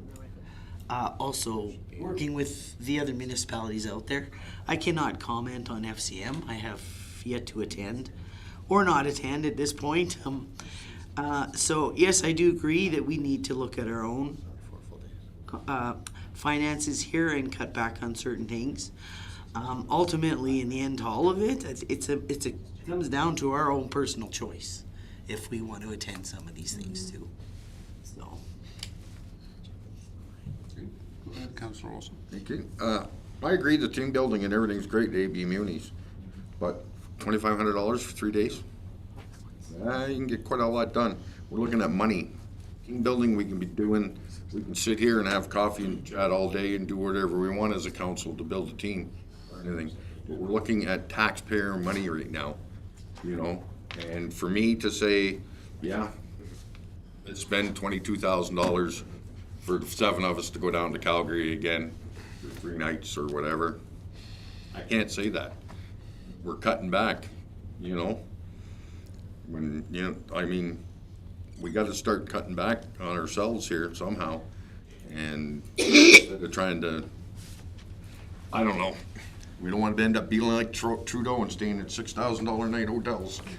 So, but it's, to me, it's a dollar thing. To get together, we can sit here and talk and chat and have fun and everything, play cards, whatever you want to do for team building. But I can't see spending $2,500 a person to go to Calgary or $2,000 to go to Edmonton when, as somebody said earlier, people are going to the food banks and everything else, and that money is coming out of that person's pocket to come to here to allow us to go to there at $2,500 for 3 days. So, my point. I agree. When you look at it that way, I agree with that. But can we look at maybe something like where we go and say our whole budget and just take another 10% off of it across the board and still be able to do some of these things? Because then it's not just about having coffee amongst us, it's us getting out there and encompassing other municipalities and getting to know these other people that we work with, that we want to do things with, that we want to build relationships with. Not just us 7 people. Morinville's 45-minute drive. We can meet them in Gibbons, 20-minute drive. Ryan, you had something for us? Sorry, give me 2 more seconds here. I'll just jump in, because I haven't said anything on this whole process yet. Something to say. Sorry? Ken. Oh, I'm sorry. Go ahead, Mr. Van Buell. Sorry, Mr. Mayor, I just wanted to, one of the things that we didn't do in this budget was make clear that we have reduced it, and we did a quick calculation. We reduced it by about $3,550 already, so that would be on top of whatever might get decided. So it's not like we have a status quo budget from 2022 to 2023, as Diane alluded to. We did trim it. So we did a quick calculation. It's about $3,500 that we trimmed out of that budget. The one thing about Alberta Munis that hasn't been said is that if we only send a portion of our council and these 3 people go and they sit in various sessions and everything else, and then we come back and sit as a council, they now have information that these 3 people haven't been able to obtain, or information, education, next step, best practices, whatever it might be said, because they represented us and they haven't necessarily been able to pass that information on. Alberta Munis is an educational process where we have the ability to learn from different components. The first thing is we have the ability just to walk through the hall and meet people from other municipalities that we choose. We look for the Onaway, we look for the Viking, we look for the Two Hills representative, and we ask them how things are going in their area, and they ask us how things are going in our area. And I think that's an important thing for all of council to have, that educational concept that allows you to move forward, educate yourself, and make new connections so that when you have a question, you can send an email to a representative from another community and say, hey, we're looking at this. What are you guys doing right now? And I think that's an extremely important part of Alberta Munis. And I am adamant that I believe that that's something that all of council should experience, because it is local, it is something that we rely on our daily activities as a council, making sure that we have adequate and important information on which to make our decisions. FCM, yes, I hear the arguments. Should we, shouldn't we? 5, 2, 1, 6. It doesn't, in my opinion, it doesn't make a lot of difference, because we do see the differentiation there between the larger centers. Like Councillor Olson says, how do you go on a tour and see Mosaic and then come back here and run around the high school? It's a totally different concept. But at the same time, I guess that same argument applies. I think we should go in some number to make sure that whatever educational opportunity does exist, we do get the opportunity to experience it. I have always had trouble with making sure we are staying in the convention hotel. I've always had trouble saying that we have to have supper with our regional partners at these conventions. because I think we could do more having a supper with our regional partners here, as opposed to having to travel to a convention to do that. I personally enjoyed the interaction with Onaway more than I did the interaction with our regional partners, because it was the same people, we were talking about the same things, and we were having the same discussions we had 3 weeks earlier at AIHA or one of the other committees that we're sitting on. So I think there's some economies that we have to look at. Administration has told us that they've carved, I'm looking at about 3.5%, 4%, I think, off of the total budget got carved to bring us to this. So a few more cuts here and there, I think, would be appropriate. But I'm adamant in my position that I think Alberta Munis is important for the entire council to go to. So go ahead, Councillor Olson. Thank you, Mr. Mayor, to sort of, I don't know, put an arrow through your little thing there. Every one of the sessions is online after, so if I didn't attend and I wanted to attend, I could attend all sessions, not just 3 or 4 that I would as a member attending. I could attend all sessions online, free of charge, on AUMA's website. So as far as the educational aspect, I think that's, that answered that, and I still can't personally spend $2,500 per person to go down there, sit through a day of AGM and resolutions and 2 council or 3 councilor sessions or whatever is available to us during the time frame. I just don't find it financially and fiscally responsible on our part. Okay, so you had something for us. Yeah, just an update.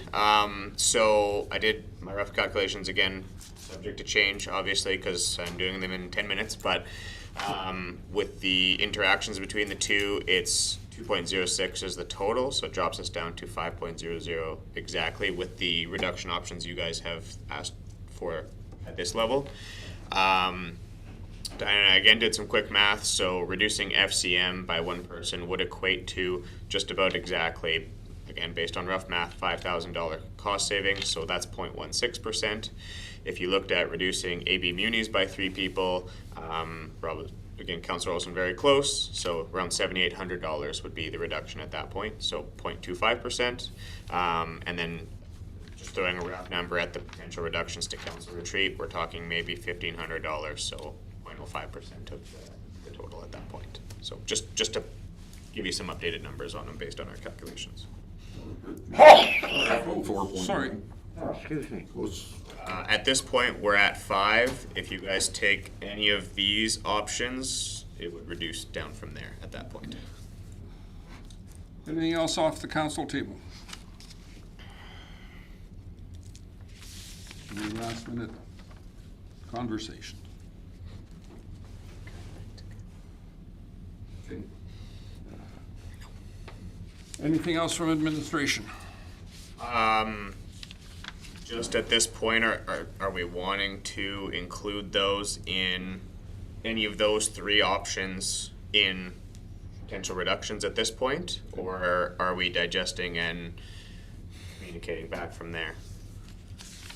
The only reason why I ask again is because my goal coming out of today's session is we're already longer than we planned, but I want to get as much information together as possible so we can compile, communicate, get back any other potential changes, and have everything ready to present for December 1st, because we won't be meeting again prior to that in person.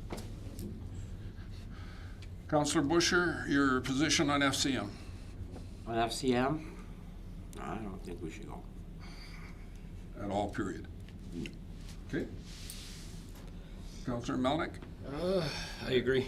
Just the way everything is this year and everything going on and the economy, I don't think we should either for FCM.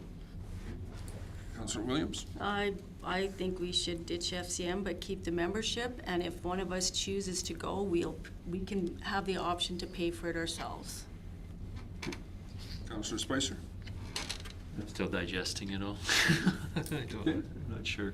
FCM, That one doesn't really matter to me. Like, I agree, keep the membership if somebody chooses to pay for it themselves. Jury's out really on that. So. Councillor Olson?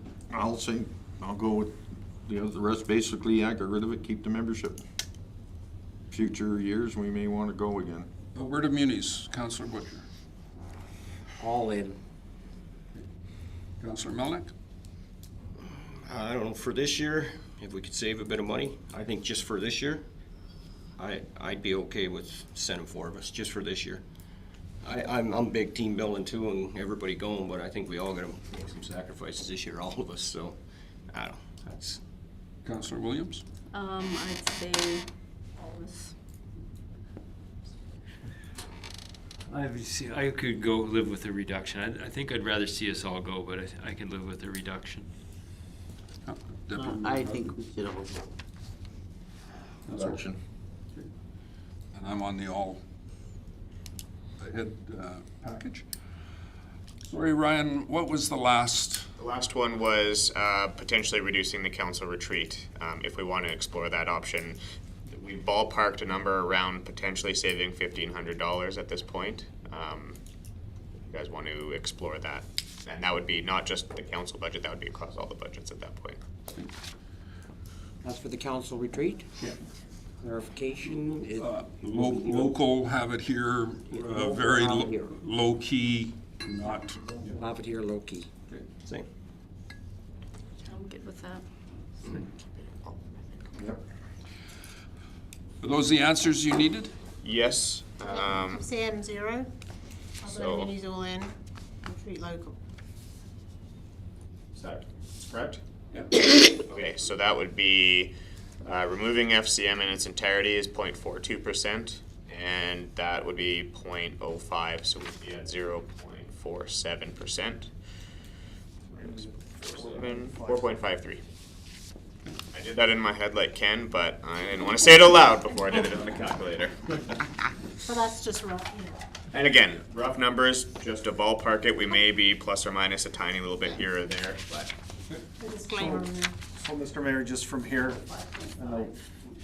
4.53. From here, we have a special council meeting on December 1st. Yes. To deal with the budget. Our process administratively, and correct us if we're wrong, we'll be bringing a final budget for council to vote on based on the discussion that we had today, the discussion of what we presented yesterday and today. And it'll be in that neighborhood. If something goes haywire, when we do the calculations, we'll let you know.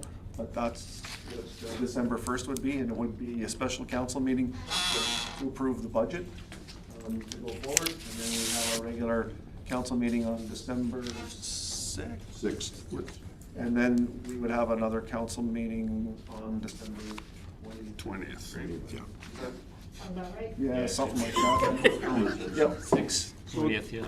If you do, 26th and 20th. if you do choose it the December 1st, sorry, late, you're still not happy, you can pass it if you choose, and it can go to the next meeting. There's and no you can- pressure to pass it there, if it's, I'm just it would just be ideal.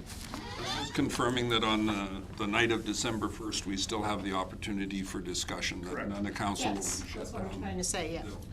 Still have. Wait, 'cause I'm tired, yeah. But we will have nothing else on the budget other than, or sorry, Agenda, nothing there you else go. on the agenda other than the budget. There will be no other business of council, a special council meeting just to deal with the budget. December 1st, correct? December 1st, Is everyone gonna be at that meeting? I just wanna verify. So basically, it's gonna be the same presentation with the new numbers. Yes. Correct. Yeah, we'll do some type of update presentation, obviously, show the final numbers again. Bring the RFDs that we can for it. If we don't get them all passed, we'll bring the remainder to December 6th at that point, yeah. So, last but not least, before we go, I do need some clarification on the capital. So my higher level recommendation at this point is, because there's a lot of ifs, ands, or buts at this point, can we identify projects that we want to, at this point, eliminate from the capital budget? Disclaimer being, at this point, if we eliminate projects, they're eliminated from this approval process, And we can always table them as amendments in 2023 at that point then. And that gives us then the opportunity to pass the capital budget as presented and bring back amendments from these projects if we decide to go that route. Say, for example, we find a funding source or something that would reduce the impact, we can bring it back with that as an amendment or re-discussion, basically. So my question is, so the only thing, so none of this would affect our tax rate? The only one that would have any effect on the tax rate would be the sidewalk, or sorry, the road that has the contribution from. At 80 grand. Yeah. I think the pump jack and electronic sign, I agree. We can come back with some sponsorship and all that kind of stuff, then we can look at it, but in my opinion, I agree. Toolcat, Yeah, we can wait on that one. Toolcat, Bobcat, whatever you wanna call it. But then are you gonna pop anything else on there, like a new skid steer or anything, or you have to? That's the scary part, is that. That's what I'm worried skid steer about, yeah. Takes a, The only thing I would add on the toolcat is if we don't present it now and we want to explore presenting it again, we're seeing increasing costs on a regular basis. At least this way we can get something in the works to have some type of purchase agreement to lock in the price. Because that's one that we're seeing some big increases on. And that's a grant application. And that's a grant Sorry, item as well. a use of grant funds through MSI, it's not a taxation. Right, then we It's not a should taxation, it's not a reserve, it's grant funded. move on. Okay. Walking trail? Everyone agrees? Yeah, I think we should leave that one. Okay. Walking trails, the next one? Walking trails, I think should come off. Yeah, I agree. Spend that one? I'm okay with that. I agree. Yeah, that's out of reserves. All right. Lots of garnets can we cut? You want He's to, here, he's here. you want to Noaz to see what he could do with sidewalks? It's a chunk of change. It really is. Maybe see moving it a little bit more? Even if it was 20,000 less, if you took that 12 and 5, The 17, yeah.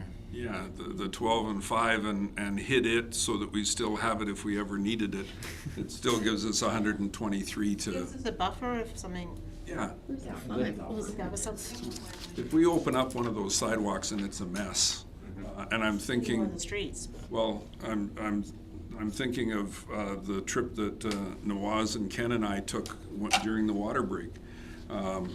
If they open up that sidewalk at the end of Buddy Boy's driveway, we don't know what's underneath there. We really don't.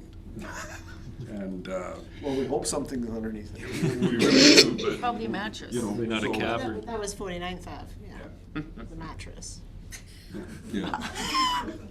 Just saying, I don't know who else was here when But that was from the 50s. Yeah.